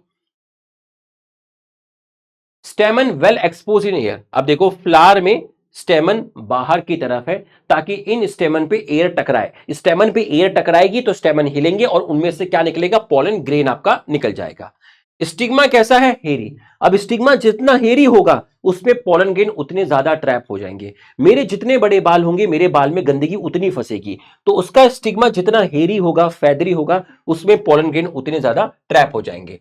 Single ovule in ovary, है ना, सिंगल ओव्यूल इन ओवरी, अगर ओवरी में एक ही ओव्यूल होगा तो प्लांट अपने सारा का सारा रिसोर्स उस एक सीड के डेवलपमेंट में लगाएगा, तो उसका जो जगह है, जो दिमाग है वो बटेगा नहीं, वो सारी की सारी मेहनत एक ही सीड के लिए करेगा। ग्रासेस में ये कॉमन होता है। मेज के अंदर ईयर होते हैं जो रिप्रेजेंट करते हैं स्टिग्मा एंड स्टाइल को, जो कि पोलन ग्रेन को ट्रैप करते हैं। ठीक है, numerous flower packed into inflorescence, ये देख लीजिए आप, है ना, ये आप देख लीजिए, ये आपका ईयर है, ये आपको ईयर दिख रहा होगा, ईयर में आपको ये सिल्क दिख रहा होगा जिसको आप स्टाइल बोलते हैं, और ऊपर का ये है आपका स्टिग्मा। तो ईयर किसको रिप्रेजेंट कर रहे हैं, स्टिग्मा और स्टाइल को, ये वाला पोर्शन। तो ये वाला पोर्शन क्या करता है मेज का, ये पोलन ग्रेन को ट्रैप करवाता है। ठीक है, numerous flower packed in inflorescence, है ना, मतलब प्लांट पर बहुत सारे फ्लावर्स आपके प्रेजेंट होते हैं जिनके अंदर पॉलिनेशन आपका विंड के थ्रू होता है। नेक्स्ट है आपका वाटर, अगर वाटर के थ्रू पॉलिनेशन हो रहा है तो आप इसको बोलेंगे हाइड्रोफिली। ये बहुत रेयरली पाया जाता है, मतलब लेस कॉमन है, सिर्फ 30 जीनस तक आपको मिलेगा, उसमें मोस्टली मोनोकॉट। अगर मैं आपसे बात करता हूं लोअर प्लांट्स में, एल्गी, ब्रायोफाइट, टेरिडोफाइट, ठीक है, ये लोअर प्लांट्स है, इनके अंदर मेल गैमेट का मूवमेंट किसके थ्रू होता था, वाटर के थ्रू होता था। लेकिन जिम्नोस्पर्म और एंजियोस्पर्म में मैं बात करता हूं तो यहां पर मेल गैमेट कौन लेके जाता है, यहां मेल गैमेट पॉलन ग्रेन लेके जाती है, या मैं कहूं कि पॉलन ग्रेन का पार्ट होता है जिसको आप बोलते हैं पॉलन ट्यूब। ठीक, नॉट ऑल एक्वेटिक प्लांट। अब आप ये मत सोचिए कि जो प्लांट पानी के अंदर है उनके अंदर पॉलिनेशन वाटर से होता है, नहीं, ऐसा नहीं है। सारे के सारे एक्वेटिक प्लांट्स के अंदर पॉलिनेशन वाटर से नहीं होता। जैसे वाटर लिली, इसको आप निम्फिया बोलते हैं, वाटर हाइसिंथ, इसको आप इकोर्निया बोलते हैं, ये दोनों के दोनों आपके क्या है, एक्वेटिक प्लांट है। बट इनके अंदर जो पॉलिनेशन होता है वो विंड से होता है या फिर इंसेक्ट से होता है, और विंड और इंसेक्ट के द्वारा ही pollination most of the plants में भी होता है। अब है हाइड्रोफिली के टाइप्स। एपीहाइड्रोफिली, एपीहाइड्रोफिली क्या है, अगर पॉलिनेशन वाटर के सरफेस पे हो। अब वाटर के सरफेस पे कैसे होगा, देखिए, ये है मेल प्लांट, ये है फीमेल प्लांट, पानी के अंदर है। प्लांट है वेलिस्नेरिया, वेलिस्नेरिया क्या है, डायशियस। डायशियस आपको क्या बताया गया था कि मेल फ्लावर और फीमेल फ्लावर अलग अलग प्लांट पे मिलते हैं। तो सबसे पहले क्या हुआ आपका, ठीक है, यहां से मेल फ्लावर टूट गया, ये देखिए मेल फ्लावर टूट गया, और मेल फ्लावर टूटने के बाद कहां आ गया, वाटर के सरफेस पे आ गया। ये देखिए लीजिए, वाटर के सरफेस पे आ गया। अब यहां से मेल फ्लावर फीमेल फ्लावर की तरफ जा रहा है, किसके थ्रू जा रहा है, वाटर करंट के थ्रू जा रहा है। तो इसे मूवमेंट को बोलते हैं आप पैसिव मूवमेंट। ठीक है, अब मेल फ्लावर वाटर करंट के थ्रू फीमेल फ्लावर के पास पहुंच गया है। ठीक, अब यहां पर ये क्या है, फ्लावर है, और यहां पर क्या होगा, मेल फ्लावर क्या रिलीज करेगा, पॉलन ग्रेन। ये देखिए मेल फ्लावर ने क्या रिलीज की, पॉलन ग्रेन, और पॉलन कहां पहुंच गया है, पॉलन पहुंच गया है stigma of female flower, female flower के स्टिग्मा पर पहुंच गया। अब फीमेल फ्लावर पानी के सरफेस पे कैसे आया, इतना लंबा, फीमेल फ्लावर का जो पेडिसिल है, जो स्टॉक है वो बहुत लंबा है, फीमेल फ्लावर का जो पेडिसिल स्टॉक है वो बहुत लंबा है, जिसकी वजह से ये आपका फ्लावर वाटर के सरफेस पे आ जाता है, वाटर के सरफेस पे आ जाता है। ये देखिए वाटर के सरफेस पे आ गया। एग्जाम्पल है इसका हाइड्रिला एंड वेलिस्नेरिया, जो कहां मिलते हैं, फ्रेश वाटर में मिलते हैं। हाइपोहाइड्रोफिली मतलब पॉलिनेशन वाटर के अंदर होगा। यहां पर आप देखिए मेल फ्लावर और फीमेल फ्लावर ये एक ही प्लांट पे है, और ये प्लांट पानी के अंदर है। एग्जाम्पल जूस्टेरा, जिसको आप सी ग्रास बोलते हैं, और ये आपका मिलेगा मेरीन वाटर में। यहां क्या होता है, पॉलन पानी के अंदर रिलीज होती है, ये देखिए पॉलन, तो पॉलन पानी के अंदर रिलीज हुई है। ये पॉलन के सराउंडिंग में आपकी एक म्यूसिलेज की कवरिंग होती है। अब पॉलन को पानी के अंदर ट्रेवल करना है, उसको कहीं वेटिंग ना हो जाए, वो गीली ना हो जाए, खराब ना हो जाए, तो उसकी पॉलन ग्रेन को प्रोटेक्ट करने के लिए बाहर एक म्यूसिलेजियस कवरिंग होती है। पॉलन जो होती है वो रिबन शेप होती है, ताकि पानी को अंदर बहुत फास्ट ट्रेवल कर सके, पानी को काटती हुई जाएगी। ठीक है, पॉलन लॉन्ग है और रिबन शेप है। चलिए बहुत बढ़िया। अब है आपका बायोटिक एजेंट। तो ज्यादातर जो पॉलिनेशन होता है वो बायोटिक एजेंट के थ्रू होता है। ठीक है, ए बायोटिक एजेंट के थ्रू पॉलिनेशन रेयरली होता है, लेस कॉमन होता है, बायोटिक एजेंट के थ्रू ज्यादा होता है। ए बायोटिक में भी दो था, विंड और वाटर, और विंड ज्यादा कॉमनली पाई जाती है। तो बायोटिक एजेंट ज्यादा कॉमन है। अगर एनिमल के थ्रू होता है तो आप इसको जूफिली बोलते हैं। मोस्टली इसके अंदर इंसेक्ट है, और उस इंसेक्ट में भी सबसे कॉमन है आपका हनी बी। ठीक है, यहां फ्लावर्स कैसे होने चाहिए, फ्लावर बड़े होने चाहिए, ब्राइटली कलर होने चाहिए, उनमें खुशबू होनी चाहिए, ताकि वो इंसेक्ट को अट्रैक्ट कर सके उनके अंदर। अब इंसेक्ट को बुलाओगे तो आपको नेक्टर और रिवार्ड देना पड़ेगा। ठीक है, पॉलन स्टिकी होनी चाहिए, पॉलन स्टिकी होगी तो इंसेक्ट पर इजीली क्या कर जाएगी, अटैच कर जाएगी। ठीक है, और इन पॉलन जो इंसेक्ट पॉलिनेटेड फ्लावर्स होते हैं, इनकी पॉलन ग्रेन स्टिकी होती है, क्योंकि इनकी पॉलन ग्रेन में बाहर एक ऑयली लेयर मिलती है जिसको बोलते हैं पॉलन किट। अगर सर इनके अंदर फ्लावर छोटे होंगे तो क्या, अगर छोटे होंगे तो घबराने की जरूरत नहीं है, छोटे छोटे फ्लावर एक जगह पर इकट्ठे हो जाएंगे, तो आपको ऐसा लगेगा कि कोई बड़ा फ्लावर है। भाई छोटे छोटे फ्लावर को इकट्ठा कर दो, बुके बन जाएगा। तो अगर फ्लावर छोटे हैं तो वो इकट्ठे हो जाएंगे एक इन्फ्लोरेसेंस के अंदर। ठीक है, ये सब कॉमन के एग्जाम्पल हैं जिसके थ्रू ये होता है। ठीक है, फाउल ऑर्डर फ्लावर, ऐसे फ्लावर जिससे गंदी महक आती है, बदबू आती है, उनके अंदर पॉलिनेशन फ्लाइज एंड बीटल के थ्रू होता है। कुछ बड़े बड़े एनिमल हैं जैसे लैमर हो गया, ठीक है, रोडेंट्स हो गया, रेप्टाइल्स हो गया, रेप्टाइल्स में गार्डन एंड जेको लिजार्ड हो गया, ये लोग भी पॉलिनेशन में हेल्प करते हैं। ठीक है, पर्टिकुलर प्लांट के लिए कोई पर्टिकुलर इंसेक्ट की स्पीशीज है पॉलिनेशन करने के लिए, इसका मतलब पॉलिनेशन जो होता है वो आपका स्पीशीज स्पेसिफिक होता है। अब आप देखिए रिवार्ड किस किस टाइप के हो सकते हैं। रिवार्ड, रिवार्ड में प्लांट, रिवार्ड में फ्लावर आपको क्या दे सकता है, पॉलन दे सकता है, या फिर नेक्टर या शुगरी फ्लूइड दे सकता है। ये कॉमन है। एक और है रिवार्ड एमोर्फोफिलस प्लांट में। एमोर्फोफिलस प्लांट में जो फ्लावर है वो बहुत हाइट पर है ना, मतलब करीब 6 फीट हाइट है फ्लावर की। तो इतनी हाइट पे अगर फ्लावर होगा तो किसी को अगर अपने अंडे देने हैं तो फ्लावर के ऊपर दे देगा, जिससे क्या होगा, नीचे जो एनिमल रेंग रहे हैं वो उस अंडे को नुकसान नहीं पहुंचा पाएंगे। ठीक है। यक्का प्लांट एंड मॉथ। मॉथ क्या है? इंसेक्ट। तो यक्का प्लांट एंड मॉथ, इनकी जो रिलेशनशिप है वो मैंडेटरी है, जरूरी है। मैंडेटरी को बोलते हैं ऑब्लिगेटरी। तो इसमें क्या होता है, ये दोनों के दोनों, मॉथ इंसेक्ट और यक्का प्लांट, ये दोनों के दोनों एक दूसरे के बिना अपनी लाइफ साइकिल को कंप्लीट नहीं कर सकते। ये देखिए, ठीक है। मॉथ अपने अंडे कहां देगा? मॉथ अपने अंडे देगा यक्का प्लांट में। अब उन अंडों में से क्या निकलेगा? लार्वा। उसको वहां क्या मिलेगा? प्लांट में फूड मिलेगा और नरिशमेंट मिलेगा, और बदले में वो वहां पर क्या हेल्प करेगा? पॉलिनेशन में हेल्प करेगा। ये एजेंट ऑफ पॉलिनेशन। ठीक है। Abiotic and biotic. Abiotic less common है, नॉन लिविंग के थ्रू है। बायोटिक लिविंग है, मोर कॉमन है, ये हम पढ़ चुके हैं। ए बायोटिक में विंड और वाटर। विंड मोर कॉमन है, वाटर लेस कॉमन है। इन दोनों में ना इंसेक्ट चाहिए, ना रिवार्ड चाहिए, ना नेक्टर चाहिए, ना शुगरी फ्रूट चाहिए, ना खुशबू चाहिए, ना ब्राइटली कलर्ड फ्लावर चाहिए, ना बड़े साइज के फ्लावर चाहिए। ठीक। तो विंड और वाटर के through maximum pollen grain target पे पहुंच ही नहीं पाती, क्योंकि भाई हवा है, हवा पॉलन ग्रेन को कहीं भी ले जा सकती है, पानी पॉलन ग्रेन को कहीं भी ले जा सकता है। तो ये जो मूवमेंट होता है ये किसी डायरेक्शन में नहीं होता विंड और वाटर के थ्रू, ये जो होता है ये नॉन डायरेक्शन होता है। तो विंड और वाटर के केस में 95% पॉलन ग्रेन तो स्टिग्मा पे पहुंच ही नहीं पाती, तो मैक्सिमम पॉलन ग्रेन का लॉस हो जाता है। ठीक है। तो यहां पर maximum loss of pollen grain होता है। So plant produce maximum pollen compare to ovule. तो इन जिनके अंदर पॉलिनेशन विंड और वाटर के थ्रू होता है उन प्लांट्स में, ये वो प्लांट्स बहुत ज्यादा पॉलन ग्रेन प्रोड्यूस क्यों करते हैं? वो बहुत ज्यादा पॉलन ग्रेन इसलिए प्रोड्यूस करते हैं क्योंकि 95% करीब पॉलन ग्रेन तो टारगेट पे पहुंचेगी नहीं, उनका तो वैसे ही लॉस हो जाएगा। तो इतनी ज्यादा प्रोड्यूस करो कि 2 4 10 20 30 कोई तो पहुंचे। ठीक है, इनके केस में। चलिए, अब है पॉलन पिस्टिल इंटरेक्शन, ध्यान से देखिएगा। ठीक है। ए बी सी, ये दोनों प्लांट एक ही स्पीशीज के हैं। ये मैंने ग्रीन कलर से बनाया है, मतलब ये अलग स्पीशीज का है। ठीक है, ये अलग स्पीशीज का है। इसकी पोलन ग्रेन इसी पे आ जाए, दोनों प्लांट सेम स्पीशीज के हैं, इसको बोलते हैं राइट टाइप। इसकी पोलन ग्रेन इस पे आ जाए, रॉन्ग टाइप। ठीक है, रॉन्ग टाइप। भाई राइट टाइप रॉन्ग टाइप क्या है? राइट टाइप रॉन्ग टाइप क्या है? ध्यान से देखिए, राइट टाइप रॉन्ग टाइप क्या है। ठीक है, देखिए पोलन ग्रेन राइट टाइप और रॉन्ग टाइप क्या है, देखिए। Pollen germinate on stigma of same species A and B. A and B, जहां पर ये दोनों प्लांट सेम स्पीशीज के हैं, तो ऐसे केस में आप बोलेंगे right type of pollen and compatible type of pollen. अगर यहां से पोलन ग्रेन निकल के इसके ऊपर गिरेगी तो पोलन वहां पर जर्मिनेट करेगी। जर्मिनेट करेगी तो आपकी क्या बनेगी? आपकी पोलन ट्यूब बनेगी, और पोलन ट्यूब आपका क्या लेके जाएगी? मेल गैमेट लेके जाएगी। तो आपका क्या होगा? फर्टिलाइजेशन होगा।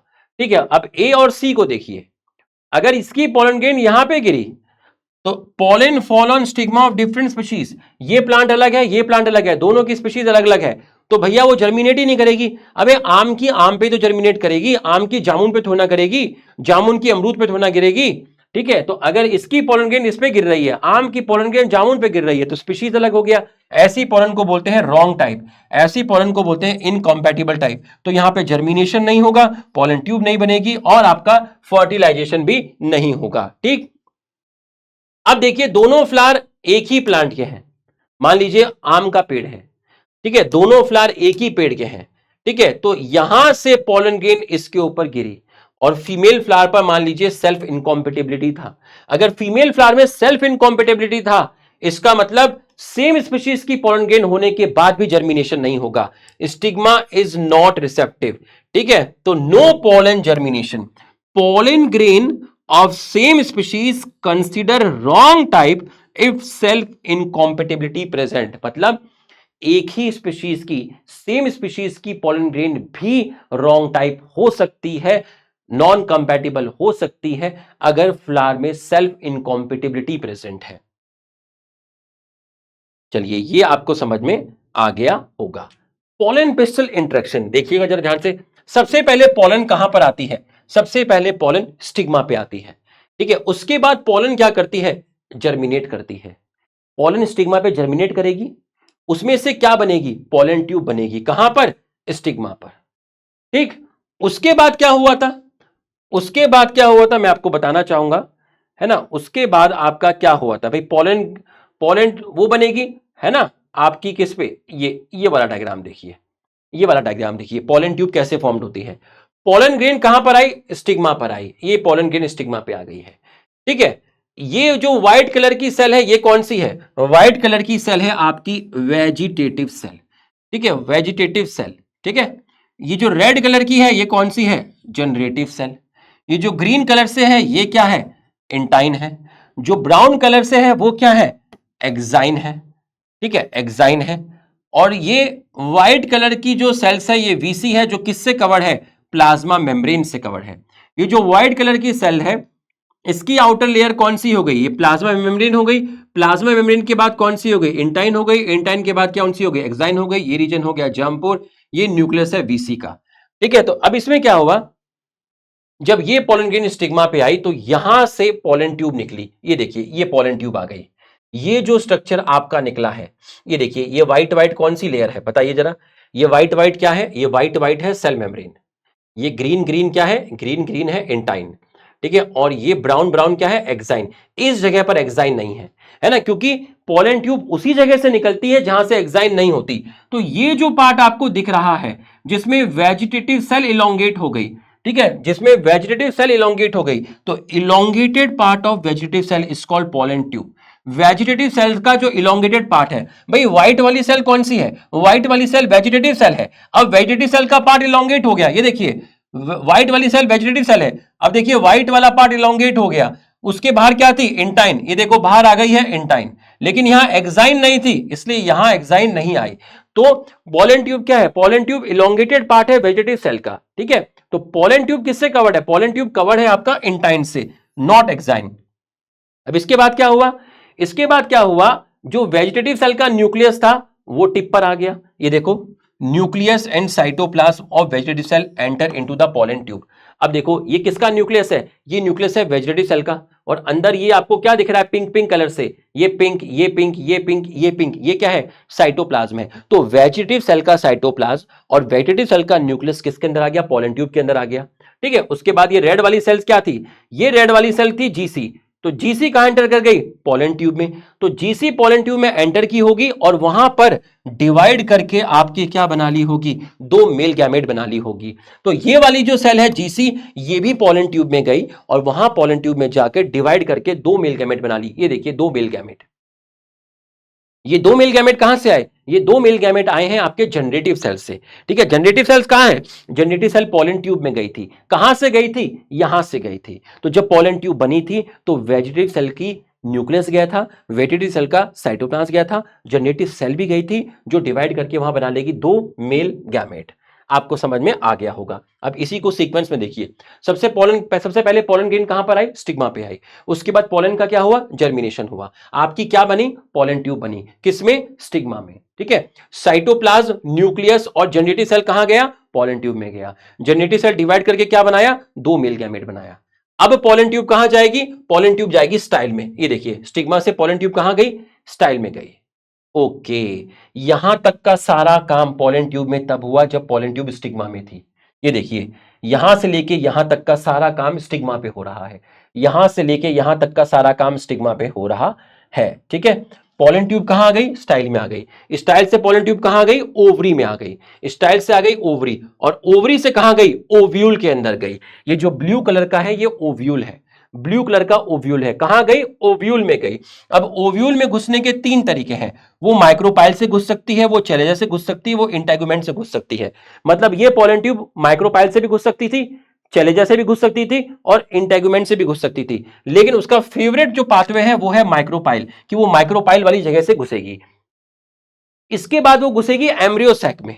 कहां घुसेगी, एम्ब्रियोसैक में। और एम्ब्रियोसैक में घुसने का एक ही तरीका है, माइक्रोपाइल। अब एम्ब्रियोसैक में आपके क्या प्रेजेंट है, सिनर्जिड प्रेजेंट है। तो सिनर्जिड की वॉल मॉडिफाई करके एक स्ट्रक्चर बनाती है, जिसको बोलते हैं फिलीफॉर्म एपरेटस। तो सिनर्जिड सेल्स की जो वॉल होती है, वो एक स्ट्रक्चर बनाती है, जिसको बोलते हैं फिलीफॉर्म एपरेटस। और वो फिलीफॉर्म एपरेटस केमिकल सिक्रीट करते हैं और वो केमिकल इस पॉलन ट्यूब की ग्रोथ करवाते हैं एम्ब्रियो सैक के अंदर। ठीक है, तो so finally pollen tube release their content to male gamete into cytoplasm of one of the synergid. तो एक सिनर्जिड सेल के अंदर पॉलन ट्यूब घुसती है और अपने दो मेल गैमेट को सिनर्जिड सेल्स के साइटोप्लाज्म में रिलीज कर देती है। तो ये जो पॉलन ट्यूब है जो ग्रीन कलर के दो मेल गैमेट लेके आ रही है, इन दो मेल गैमेट को वो रिलीज कर देगी एक सिनर्जिड सेल के साइटोप्लाज्म में। ठीक, यहां तक आपको समझ में आ गया होगा, यहां तक आपको समझ में आ गया होगा। अब है आपका इसके बाद है डबल फर्टिलाइजेशन। अब कितने मेल गैमेट रिलीज हुए? दो मेल गैमेट रिलीज हुए। कहां पे रिलीज हुए? सिनर्जिड सेल के साइटोप्लाज्म में रिलीज हुए। वहां से एक मेल गैमेट किसके पास चला गया? वहां से एक मेल गैमेट एग के पास चला गया, जिसको आप बोलते हैं फीमेल गैमेट। तो मेल गैमेट ने एग को फर्टिलाइज कर दिया, इस प्रोसेस को बोलते हैं सिनगैमी, आपका बन गया जाइगोट। ठीक, अब दूसरा मेल गैमेट जो था वो सिनर्जिड सेल से कहां चला गया? सेंट्रल सेल में चला गया। सेंट्रल सेल में दो पोलर न्यूक्लियस प्रेजेंट थे। ठीक है, अब मेल गैमेट ने इसको फर्टिलाइज कर दिया, इस प्रोसेस को बोलते हैं ट्रिपल फ्यूजन। तो अब आपकी सेंट्रल सेल किस में चेंज हो गई? आपकी सेंट्रल सेल चेंज हो गई पीईसी में। पीईसी को बोलते हैं प्राइमरी एंडोस्पर्म सेल और इसके न्यूक्लियस को बोलते हैं पीईएन, प्राइमरी एंडोस्पर्म न्यूक्लियस। तो ये दो स्ट्रक्चर आपके बने हैं फर्टिलाइजेशन से। ठीक है, अब जाइगोट से एम्ब्रियो बना, इसको बोलेंगे पोस्ट फर्टिलाइजेशन। तो एम्ब्रियो पोस्ट फर्टिलाइजेशन वाला स्ट्रक्चर है, जाइगोट फर्टिलाइजेशन वाला स्ट्रक्चर है। अब ये जो सेल थी पीईसी, पीईसी आगे जाके क्या बना लेगी? एंडोस्पर्म बना लेगी। तो एंडोस्पर्म और एम्ब्रियो पोस्ट फर्टिलाइजेशन वाले स्ट्रक्चर है। अब ये एंडोस्पर्म क्या है? न्यूट्रिटिव टिश्यू है। ये एंडोस्पर्म को कौन खाएगा? एम्ब्रियो खाएगा। तो एम्ब्रियो अपने डेवलपमेंट के टाइम खाना किससे लेगा? एम्ब्रियो अपने डेवलपमेंट के टाइम खाना किससे लेगा? एंडोस्पर्म से लेगा। ये एंडोस्पर्म इस डेवलपिंग एम्ब्रियो को न्यूट्रिशन प्रोवाइड करेगा। जब ये इसको न्यूट्रिशन प्रोवाइड करेगा तो ये आगे जाके क्या बनाएगा? एक पौधा बनाएगा।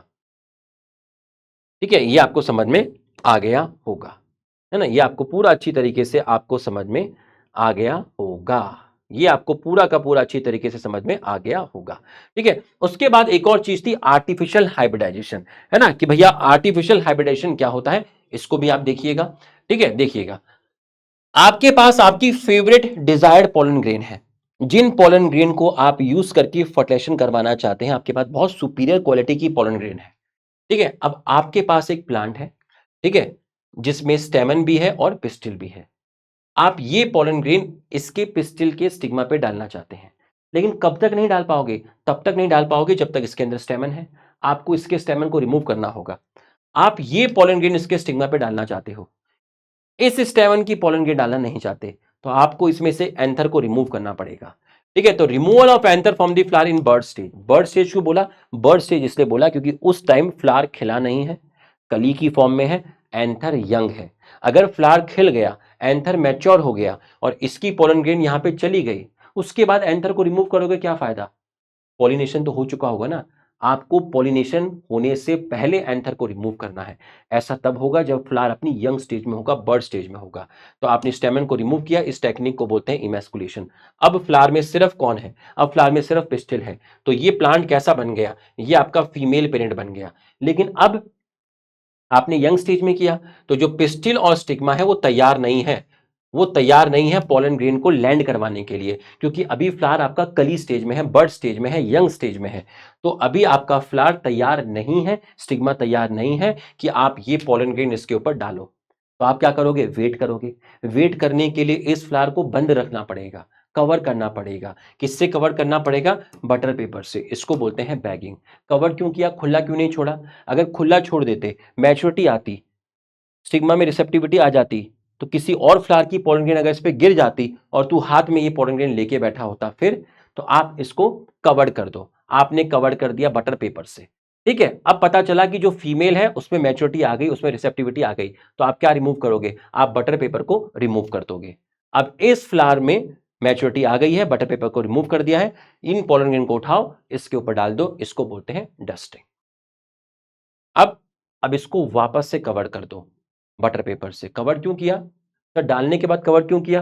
अभी उसमें रिसेप्टिविटी है, उसमें किसी दूसरे फ्लावर की पोलन ग्रेन आ गई तो अच्छा, तो तब तक कवर रखो जब तक फ्रूट नहीं बन जाता। इसको बोलते हैं रीबैगिंग। तो यहां तक पूरा का पूरा समझ में आ गया होगा। चलिए बच्चों आगे चलते हैं। नेक्स्ट है पोस्ट फर्टिलाइजेशन इवेंट, मतलब जो फर्टिलाइजेशन के बाद होते हैं। अब आप देखिए फर्टिलाइजेशन से क्या बना था, फर्टिलाइजेशन से बना था जायगोट।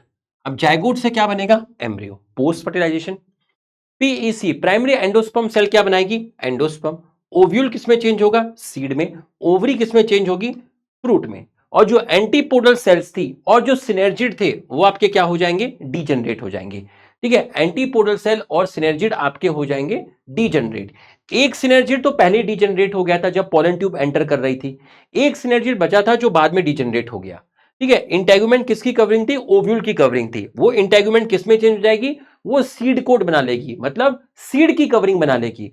ओव्यूल की कवरिंग इंटेगुमेंट, ओव्यूल से बना सीड, तो इंटेगुमेंट ने क्या बना लिया, सीड की कवरिंग, जिसको आपने क्या बोला, सीड कोट। अब सबसे पहले आप देखेंगे एंडोस्पर्म। एंडोस्पर्म में सबसे कॉमन टाइप का जो एंडोस्पर्म है वो है आपका न्यूक्लियर एंडोस्पर्म। न्यूक्लियर एंडोस्पर्म में क्या होता है, आप देखिए ये है आपका जाइगोट, सेल है पीईसी, उसमें न्यूक्लियस है पीईएन। कैरियोकाइनेसिस हुआ, साइटोकाइनेसिस नहीं हुआ, तो एक ही सेल में कितने न्यूक्लियस हो गए, दो। फिर से कैरियोकाइनेसिस हुआ, साइटोकाइनेसिस नहीं हुआ, कितने न्यूक्लियस हो गए, चार। फिर से कैरियोकाइनेसिस हुआ, साइटोकाइनेसिस नहीं हुआ, कितने न्यूक्लियस हो गए, आठ। तो अब जो चीज बनी है, एक ऐसा स्ट्रक्चर बना है जिसमें सिर्फ न्यूक्लियस प्रेजेंट है, तो इसको आप बोलते हैं न्यूक्लियर एंडोस्पर्म। न्यूक्लियर एंडोस्पर्म वो एंडोस्पर्म जिसके अंदर सिर्फ न्यूक्लियस प्रेजेंट है। ठीक है, अब जो नारियल पानी होता है ना, जो नारियल पानी होता है, उस नारियल पानी को न्यूक्लियर एंडोस्पर्म बोलते हैं। नारियल पानी जो होता है उसको न्यूक्लियर एंडोस्पर्म बोलते हैं। उसमें करीब 1000 न्यूक्लियस प्रेजेंट होते हैं। तो जब इतने सारे न्यूक्लियस प्रेजेंट हैं तो कंडीशन कैसी हुई, कंडीशन हुई मल्टी न्यूक्लिएटेड। तो यहां पे बार बार क्या हो रहा था, बार बार कैरियोकाइनेसिस हो रहा था। कैरियोकाइनेसिस के बाद साइटोकाइनेसिस नहीं हो रहा था, जिसकी वजह से न्यूक्लियस की संख्या बढ़ गई और जो एंडोस्पर्म बना उसको बोला न्यूक्लियर एंडोस्पर्म। आखिरी में जाके यहां पर साइटोकाइनेसिस होगा। आखिरी में जाके जब साइटोकाइनेसिस होगा तो हर न्यूक्लियस के सराउंडिंग में सेल वॉल बन गई। तो अब न्यूक्लियर एंडोस्पर्म किस में चेंज हो गया, सेलुलर एंडोस्पर्म में चेंज हो गया। अब ये सेल्स आपकी क्या हो गई हैं, फॉर्म्ड हो गई हैं। ठीक है, और साइटोकाइनेसिस कोई बोल, साइटोकाइनेसिस होगा तो सेल वॉल आपकी क्या होगी, फॉर्म्ड हो जाएगी। ठीक, ये है दूसरा सेलुलर एंडोस्पर्म। सेलुलर एंडोस्पर्म के अंदर क्या होता है, सेलुलर एंडोस्पर्म में क्या होता है, सेल क्या है पीईसी, न्यूक्लियस क्या है पीएन, कैरियोकाइनेसिस भी हुआ और साइटोकाइनेसिस भी हुआ, तो आपकी दो सेल बन गई। तो ये एंडोस्पर्म में आपकी दो सेल बन गई। तो अब ये एंडोस्पर्म न्यूक्लियर नहीं है, ये एंडोस्पर्म है सेलुलर। तो नारियल का जो व्हाइट वाला पार्ट होता है जो हम खाते हैं, जिसको आप कैरनेल भी बोलते हैं, ठीक है, वो एग्जांपल हो गया सेलुलर एंडोस्पर्म का। तो कोकोनट में दो तरह के एंडोस्पर्म हो गए, एक न्यूक्लियर हो गया और एक सेलुलर हो गया। डबल एंडोस्पर्म आपके प्रेजेंट हो गए हैं। ठीक, अब सबसे पहले आप सीड का बेसिक कंसेप्ट समझिए। ठीक है, आपको ये दिख रहा होगा एंडोस्पर्म, है ना, ये सीड अपनी एक अर्ली स्टेज में है। तो सीड में आपको एंडोस्पर्म दिख रहा है और आपको दिख रहा है एम्ब्रियो। एम्ब्रियो भी यंग है, इनिशियल स्टेज में है। ठीक है, तो ये सारी की सारी चीज आपको किसके अंदर दिख रही है, ओव्यूल के अंदर दिख रही है। किसके अंदर दिख रही है, ओव्यूल। तो ओव्यूल में आपको एंडोस्पर्म दिख रहा है और आपको एम्ब्रियो दिख रहा है। एंडोस्पर्म किससे बना है, एंडोस्पर्म बन रहा है पीईसी प्राइमरी एंडोस्पर्म सेल से। ठीक है, एम्ब्रियो किससे बना है, जब मेल गैमेट ने एग को फर्टिलाइज किया था तो जाइगोट बना था, और जाइगोट ने आगे जाके क्या बना लिया था, एम्ब्रियो बना लिया था। अब आप देखिए, अब दो चीजें हैं। अब एम्ब्रियो बड़ा हुआ, एम्ब्रियो जब बड़ा हो रहा है तो उसको क्या चाहिए, खाना। खाना क्या है, खाना है एंडोस्पर्म। तो यहां पर देखिए आपका एम्ब्रियो कितना बड़ा हो गया, कितना बड़ा हो गया। तो एम्ब्रियो आपका बड़ा हो गया, लेकिन इसमें एंडोस्पर्म नहीं है। तो पहले एम्ब्रियो छोटा था ओव्यूल के अंदर, यह है ओव्यूल। अब ओव्यूल किसमें चेंज हो गया, ओव्यूल चेंज हो गया सीड में। तो यहां से ये स्ट्रक्चर बना, तो इस स्ट्रक्चर को सीड बोल रहे हैं, इस स्ट्रक्चर को मैं ओव्यूल बोल रहा था। ओव्यूल किसमें चेंज हो गया, सीड में। अब देखो एम्ब्रियो बड़ा हो गया, पहले एम्ब्रियो छोटा था। एम्ब्रियो बड़ा कैसे हुआ, एम्ब्रियो एंडोस्पर्म को खा के बड़ा हुआ। तो अब आप देखिए यहां एंडोस्पर्म बिल्कुल भी नहीं है, क्यों, क्योंकि एम्ब्रियो बहुत चटोरा था, वो सारा का सारा एंडोस्पर्म खा गया। तो embryo consume all endosperm during its development. तो अब जो सीड बना है उसमें एंडोस्पर्म नहीं है। ठीक है, ऐसे सीड कहलाते हैं नॉन एंडोस्पर्मिक और एक्स एल्बुमिनस। ऐसे पाए जाते हैं मोस्ट ऑफ द डाइकॉट के अंदर, जैसे ग्राम, पी और बीन। कैस्टर एक्सेप्शन है, कैस्टर भी डाइकॉट है बट कैस्टर एंडोस्पर्मिक है। अब यहां देखिए, एम्ब्रियो बड़ा हुआ, ठीक है, तो ये जो सीड बना, ये भी क्या बना, सीड बना। ये ओव्यूल था, ओव्यूल किसमें चेंज हुआ, सीड, जिसमें एम्ब्रियो बड़ा हो गया। एम्ब्रियो बड़ा हुआ होगा तो उसने क्या खाया होगा, एंडोस्पर्म खाया होगा, लेकिन इसके अंदर फिर भी थोड़ा सा एंडोस्पर्म बचा हुआ है। मतलब यहां एम्ब्रियो अपने ग्रोथ के टाइम, अपने डेवलपमेंट के टाइम सारा का सारा एंडोस्पर्म नहीं खाता, सीड के अंदर कुछ एंडोस्पर्म अभी भी प्रेजेंट है। Embryo do not consume all endosperm during its development. इसका मतलब सीड में एंडोस्पर्म प्रेजेंट है। ऐसे सीड्स को आप एंडोस्पर्मिक और एल्बुमिनस सीड्स बोलते हैं, और ऐसे सीड्स बोलते हैं मोस्ट ऑफ द मोनोकॉट में। एग्जांपल हो गया वीट, राइस, मेज, बार्ले। ठीक है, ऑर्चिड क्या है, मोनोकॉट है, एक्सेप्शन है, बट ये नॉन एंडोस्पर्मिक है। अब स्ट्रक्चर ऑफ डाइकॉट सीड समझिएगा, है ना, उसके बाद मैं आपको एम्ब्रियो पढ़ाऊंगा। अब देखिए, सबसे पहले सीड की कवरिंग क्या होगी, सीड कोट, जो किसकी कवरिंग होगी, सीड की। ठीक है, कोटिलिडन प्रेजेंट होगा। कोटिलिडन सीड के अंदर एक एम्ब्रियोनिक लीफ होती है जो फूड को स्टोर करती है। ठीक है, सीड के अंदर सबसे पहली जो लीफ बनती है जिसके अंदर फूड प्रेजेंट होता है, जो कि एम्ब्रियोनिक लीफ होती है, उनको बोलते हैं कोटिलिडन। ठीक है, तो कोटिलिडन भी फूड को स्टोर करती है। तो जब आप सीड को जमीन में डालते हो, उसमें से पौधा निकलता है, उस पौधे में पत्तियां आती हैं, वो पत्तियां फिर फोटोसिंथेसिस करके पौधे के लिए खाना बनाती हैं। बट जब तक पत्तियां ना निकले, तो उस पौधे को खाना देने का काम कौन करता है, खाना देने का काम करता है कोटिलिडन। अब ये स्ट्रक्चर देखिए, डाइकॉट के अंदर, डाइकॉट सीड में कितनी कोटिलिडन आपको दिख रही हैं, दो दिख रही हैं। कोटिलिडन कैसी होती हैं, डिप्लॉयड होती हैं। ये देखिए, ये जो आपको लंबा सा स्ट्रक्चर दिख रहा है, ये जो लंबा सा स्ट्रक्चर आपको दिख रहा है, इसको बोलते हैं एम्ब्रियोनल एक्सिस। ये जो लंबा सा स्ट्रक्चर दिख रहा है, इसको बोलते हैं एम्ब्रियोनल एक्सिस। एम्ब्रियोनल एक्सिस पर यहां पर कोटिलिडन अटैच है। तो यहां पर कोटिलिडन अटैच है। इसके ऊपर का जो पार्ट है एम्ब्रियोनल एक्सिस का, उसको बोलते हैं एपिकोटाइल। एपिकोटाइल। नीचे का वाला पार्ट हाइपोकोटाइल। हाइपोकोटाइल किस में टर्मिनेट हो जाता है, रेडिकल में। एपिकोटाइल किस में टर्मिनेट हो जाता है, प्ल्यूम्यूल में। ये देखिए, ये रेडिकल, प्ल्यूम्यूल, हाइपोकोटाइल, एपिकोटाइल। और रेडिकल क्या बनाता है, ये जो पार्ट है radical, hypocotyl terminate into radical, radical बनाता है प्लांट में रूट। जब आप इस सीड को जमीन के अंदर डालोगे तो उसमें पौधा निकलेगा। पौधा मतलब रूट और स्टेम। तो रूट कौन बनाएगा, रूट बनाएगा रेडिकल। स्टेम कौन बनाएगा, स्टेम बनाएगा आपका प्ल्यूम्यूल। अब है स्ट्रक्चर ऑफ डाइकॉट एम्ब्रियो। ध्यान से देखिएगा। ठीक है, अब एम्ब्रियो का डेवलपमेंट तब स्टार्ट होगा जब एंडोस्पर्म फॉर्म्ड हो जाएगा। तो पहले एंडोस्पर्म का बनना जरूरी है, क्योंकि एंडोस्पर्म फूड है, खाना है। इसी खाने को एम्ब्रियो कंज्यूम करेगा और अपना डेवलपमेंट करेगा। ठीक है, तो डेवलपमेंट जो होता है एम्ब्रियो का डेवलपमेंट माइक्रोपाइल एंड पे स्टार्ट होता है। क्यों, क्योंकि माइक्रोपाइल एंड पे ही तो जाइगोट बना था। क्यों, क्योंकि माइक्रोपाइल एंड पे ही तो फर्टिलाइजेशन हुआ था। क्यों, क्योंकि माइक्रोपाइल एंड पे ही तो एग प्रेजेंट था। तो एम्ब्रियो का डेवलपमेंट माइक्रोपाइल एंड पे आपका स्टार्ट होगा। सबसे पहले आपका क्या था, जाइगोट था। इस जाइगोट में आपका क्या हुआ, इस जाइगोट में आपका हुआ है ट्रांसफर डिवीजन। कौन सा डिवीजन हुआ है, ट्रांसफर डिवीजन। आपकी कितनी सेल बनी है, आपकी दो सेल बनी है। ठीक है, ये वाली जो सेल है, इसको मैंने एपिकल सेल बोला और एम्ब्रियोनल सेल बोला। इसको मैंने बोला बेसल और सस्पेंसर।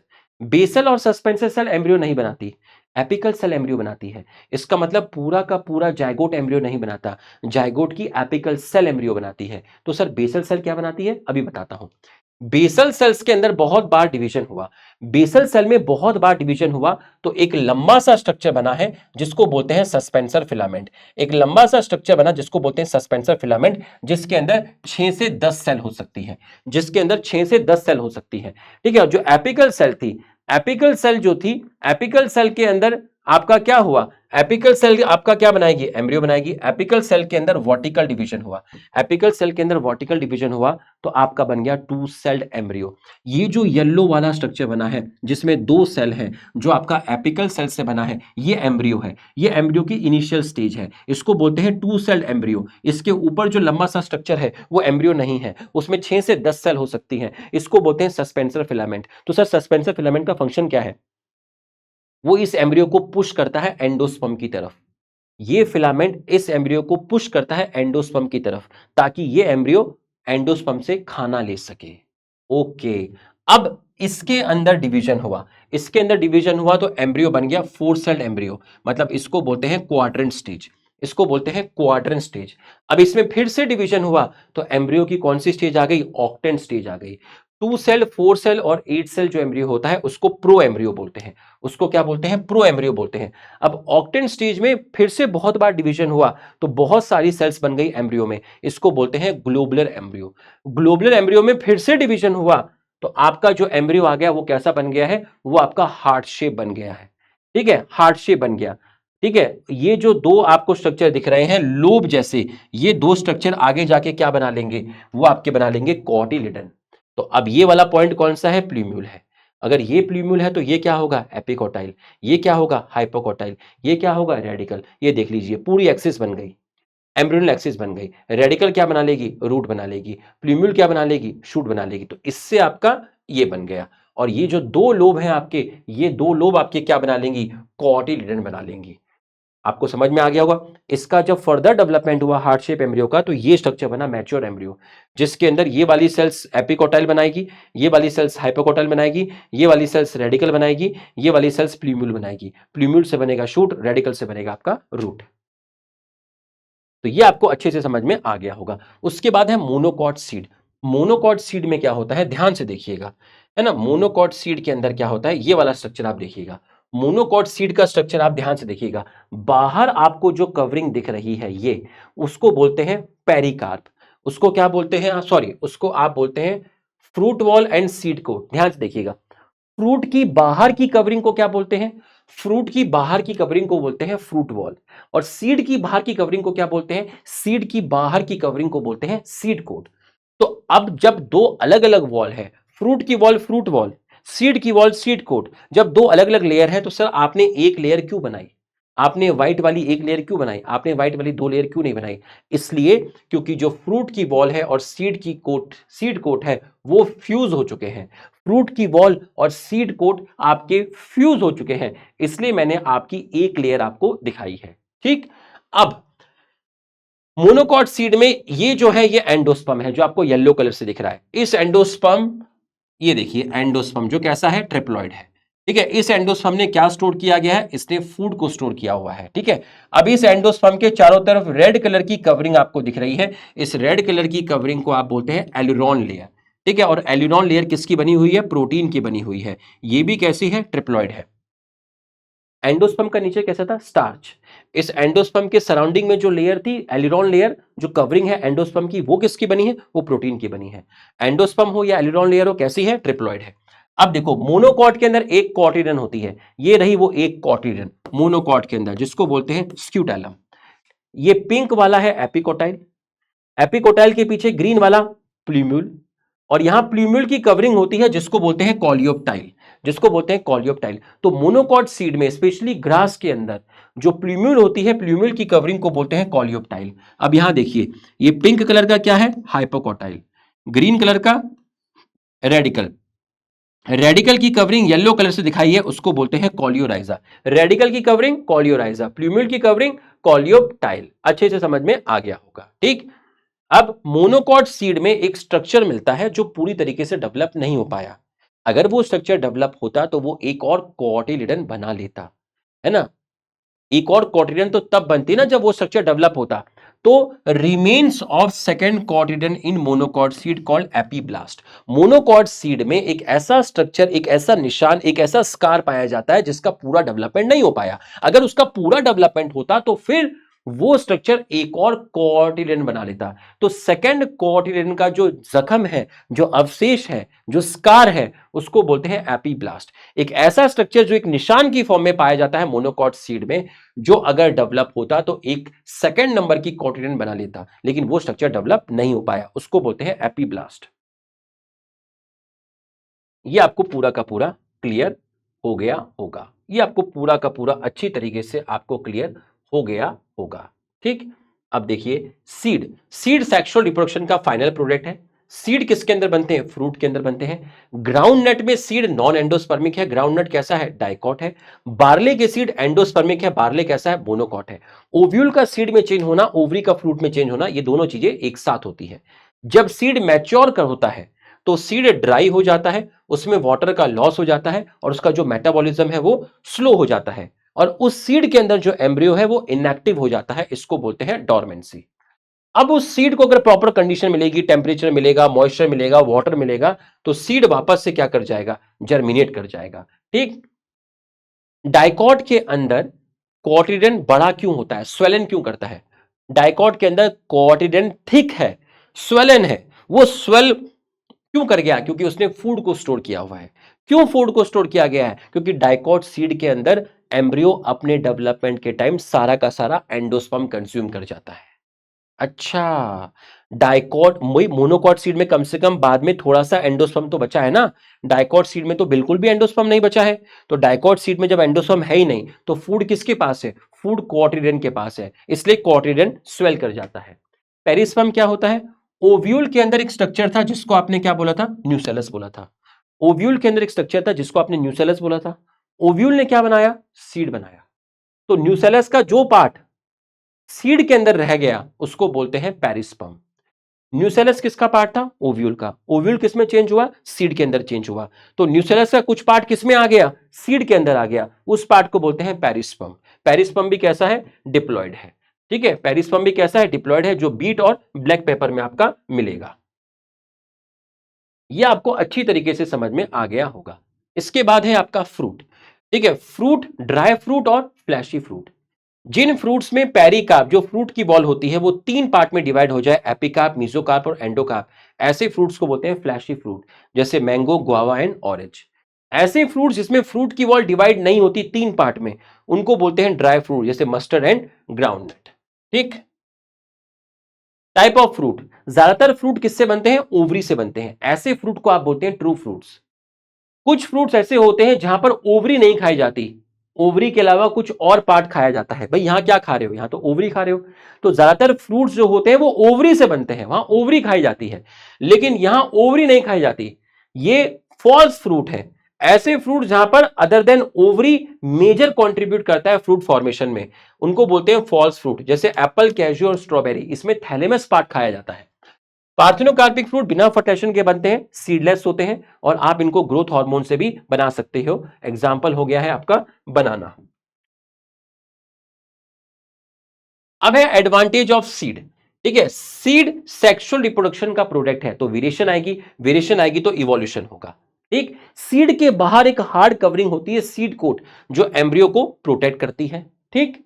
सीड के अंदर कोटिलिडन प्रेजेंट है और कोटिलिडन फूड को स्टोर करती है। सीड के पास नए नए तरीके हैं, नए नए मेथड हैं, जिसकी हेल्प से सीड एक जगह से दूसरी जगह पे जा सकता है और वहां ग्रो करके एक नया प्लांट बना सकता है। ठीक। फर्टिलाइजेशन और पॉलिनेशन पानी पे इंडिपेंडेंट होता है। फर्टिलाइजेशन तो पानी पे डिपेंड ही नहीं करता, है ना, फ्लावरिंग प्लांट के अंदर। और पॉलिनेशन बहुत रेयरली होता है, इसलिए एनसीईआरटी ने इंडिपेंडेंट लिखा है। लेकिन सीड का फॉर्मेशन पानी पे डिपेंड करता है। ठीक है। सीड हमारी एग्रीकल्चर के लिए बहुत जरूरी है। पहला कारण है डिहाइड्रेशन। अब आप दुकान पे सीड खरीदने जाते हैं तो पानी की कटोरी में डाल के सीड थोड़ा ना मिलते हैं। सीड तो पैकेट में ड्राई फॉर्म में मिलते हैं।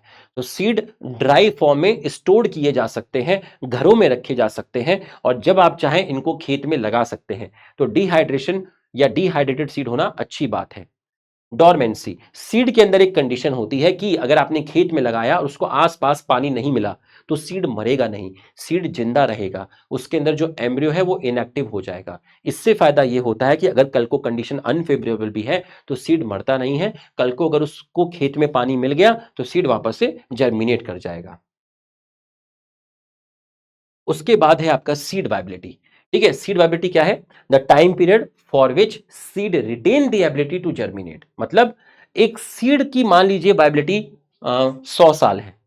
इसका मतलब क्या है? इसका मतलब यह है कि 100 साल तक वो सीड जिंदा रहेगा, है ना। मान लीजिए वो कहीं पड़ा हुआ है खेत में, पानी नहीं है, कुछ नहीं है, वहां पे कुछ भी नहीं है, और उसकी वैलिडिटी 100 साल है, तो वो 100 साल तक मरेगा नहीं। अगर उसको 100वें साल में पानी मिलेगा ना, तो भी वो जर्मिनेट कर जाएगा। अच्छा, तो सीड वाइबिलिटी वेरी करती है प्लांट टू प्लांट। कुछ में कुछ महीनों की होती है, कुछ में 100 साल तक हो सकती है। ल्यूपाइन, साइंटिफिक नेम ल्यूपाइनिस आर्क्टिकस, जो टुंड्रा पे मिला। ठीक है, इसमें सीड वाइबिलिटी डोरमेंसी पीरियड कितना है? 10,000 साल है। इसकी वाइबिलिटी 10,000 साल है। मतलब 9,999 साल में भी अगर इसको पानी मिलेगा तो जर्मिनेट कर जाएगा। ठीक है। Date palm, scientific name Phoenix dactylifera. इसका जो सीड है वो डेड सी के पास से ही मिला है। ठीक है, किंग हेरोड पैलेस, जिसकी डोरमेंसी से वाइबिलिटी पीरियड कितना है? 2,000 साल है। मतलब यहां सीड की वाइबिलिटी 2,000 साल है। मतलब 2,000 साल मतलब 1,999 साल के बाद अगर इसको पानी मिलेगा तब भी ये जर्मिनेट कर जाएगा। चलिए एक सेकेंड रुकिएगा। चलिए आगे चलते हैं हम। हीट हमने पढ़ा और लास्ट टॉपिक है हमारा एपोमिक्सिस। एपोमिक्सिस क्या है? अब आपने क्या पढ़ा था कि ज्यादातर प्लांट के अंदर सीड का फॉर्मेशन कब होता है? भाई आपने सेक्सुअल रिप्रोडक्शन पढ़ा। ज्यादातर प्लांट के अंदर सीड का फॉर्मेशन कब होता है? जब मियोसिस होगा और फर्टिलाइजेशन होगा। मतलब सीड बनाने के लिए मियोसिस भी चाहिए और फर्टिलाइजेशन भी चाहिए, यही होता है। लेकिन कुछ प्लांट हैं जैसे एस्ट्रेसी फैमिली, जिसके अंदर सनफ्लावर भी आता है, ठीक है, पोएसी फैमिली जिसके अंदर ग्रास वगैरह आते हैं, इनके अंदर क्या देखा गया? इनके अंदर देखा गया कि आप सीड बना सकते हो, एम्ब्रियो बना सकते हो बिना मियोसिस और फर्टिलाइजेशन के। अगर आप बिना मियोसिस और फर्टिलाइजेशन के सीड या मैं कहूं एम्ब्रियो बना रहे हो, क्योंकि सीड मोरलेस क्या है? एम्ब्रियो तो है। सीड का मेन पार्ट क्या है? एम्ब्रियो ही है। अगर आप सीड बना रहे हो बिना मियोसिस और फर्टिलाइजेशन के, इसको बोलते हैं एपोमिक्सिस। बिना मियोसिस और फर्टिलाइजेशन के बना रहे हो, इसलिए एपोमिक्सिस एक टाइप का क्या है? एसेक्सुअल रिप्रोडक्शन है। एपोमिक्सिस एक टाइप का एसेक्सुअल रिप्रोडक्शन क्यों है? क्योंकि आप बिना मियोसिस और फर्टिलाइजेशन की सीड बना रहे हो, ठीक है। लेकिन ये सेक्सुअल रिप्रोडक्शन की तरह क्यों दिखता है? ये सेक्सुअल रिप्रोडक्शन की तरह इसलिए दिखता है क्योंकि इसमें फीमेल गैमेट का इन्वॉल्वमेंट होता है और इसमें सीड का फॉर्मेशन होता है। अब सीड जनरली दिमाग में क्या आता है? सीड सेक्सुअल रिप्रोडक्शन से ही तो बनते हैं। Seed is the product of sexual reproduction, यही तो हम पढ़ते हुए आ रहे हैं। तो यहां सीड बनता है तो ऐसा लगता है कि ये एक सेक्सुअल रिप्रोडक्शन है, बट एक्चुअल में ये सेक्सुअल रिप्रोडक्शन नहीं है। ये उसके जैसा लग रहा है, बट एक्चुअल में ये क्या है? एसेक्सुअल रिप्रोडक्शन है। अब आप देखिए, एमएमसी डिप्लॉयड थी, हाँ, वो मियोसिस करती थी और क्या बनाती थी? मेगास्पोर बनाती थी, ये तो होता था। MMC megaspore, mother cell diploid थी, मियोसिस करके मेगास्पोर बनाती थी। अब एमएमसी मियोसिस नहीं कर रही, मियोसिस नहीं करी तो मेगास्पोर भी नहीं बना रही। एमएमसी ने डायरेक्टली एम्ब्रियोसैक बना लिया। अब एम्ब्रियोसैक हैप्लॉयड होता था, लेकिन ये एम्ब्रियोसैक डिप्लॉयड है। क्यों? क्योंकि ये एमएमसी से बना है डायरेक्टली, ये मेगास्पोर से नहीं बना। अब ये एम्ब्रियोसैक डिप्लॉयड है तो उसकी हर एक सेल डिप्लॉयड होगी, तो इसमें जो एग होगा वो भी क्या होगा? डिप्लॉयड होगा। उस एग ने बिना फर्टिलाइजेशन के क्या बना लिया? एम्ब्रियो बना लिया, बन गया। दूसरा तरीका देखो, ये एम्ब्रियो सैक है। एम्ब्रियो सैक के सराउंडिंग में जो ब्लू कलर से आपको दिख रही है वो किसकी सेल है? वो आपकी न्यूसेलस की सेल है। वो आपकी किसकी सेल्स है? वो आपकी न्यूसेलस की सेल है। न्यूसेलस की सेल है, ठीक है। तो न्यूसेलस की सेल्स किसके सराउंडिंग में है? एम्ब्रियो सैक के सराउंडिंग में है। अब देखो, न्यूसेलस की सेल किसके अंदर घुस गई? एम्ब्रियो सैक के अंदर घुस गई। तो सेल्स ऑफ न्यूसेलस प्रोट्रूड मतलब एंटर कर गई किसके अंदर? एम्ब्रियो सैक के अंदर। और वहां पर हर एक न्यूसेलस की सेल्स ने सीधा क्या बना लिया? एम्ब्रियो बना लिया। तो न्यूसेलस की सेल्स अगर जाके सीधा एम्ब्रियो बना ले तो ये भी एपोमिक्सिस है। अब इतनी सारी न्यूसेलस की सेल है तो इतने सारे एम्ब्रियो बनेंगे, है ना। तो फिर मोर देन वन एम्ब्रियो बनेगा ओव्यूल में, इसको बोलते हैं पॉली एम्ब्रियोनी। इसको आप बोलते हैं पॉली एम्ब्रियोनी, जो कि आपका सिट्रस और मैंगो के अंदर होता है। ठीक है, ये आपको समझ में आ गया होगा, है ना। तो यहां आपका लेक्चर कंप्लीट हुआ। अब एक कमेंट करके बताइएगा आपको कैसा लगा। मैंने जो आपको पढ़ाया ये मैंने अपने लेक्चर नोट से पढ़ाया है, मतलब ये मेरे रेगुलर बैच के नोट्स हैं, ठीक है, जहां हम 10 से 12 लेक्चर लगा के कंप्लीट करते हैं।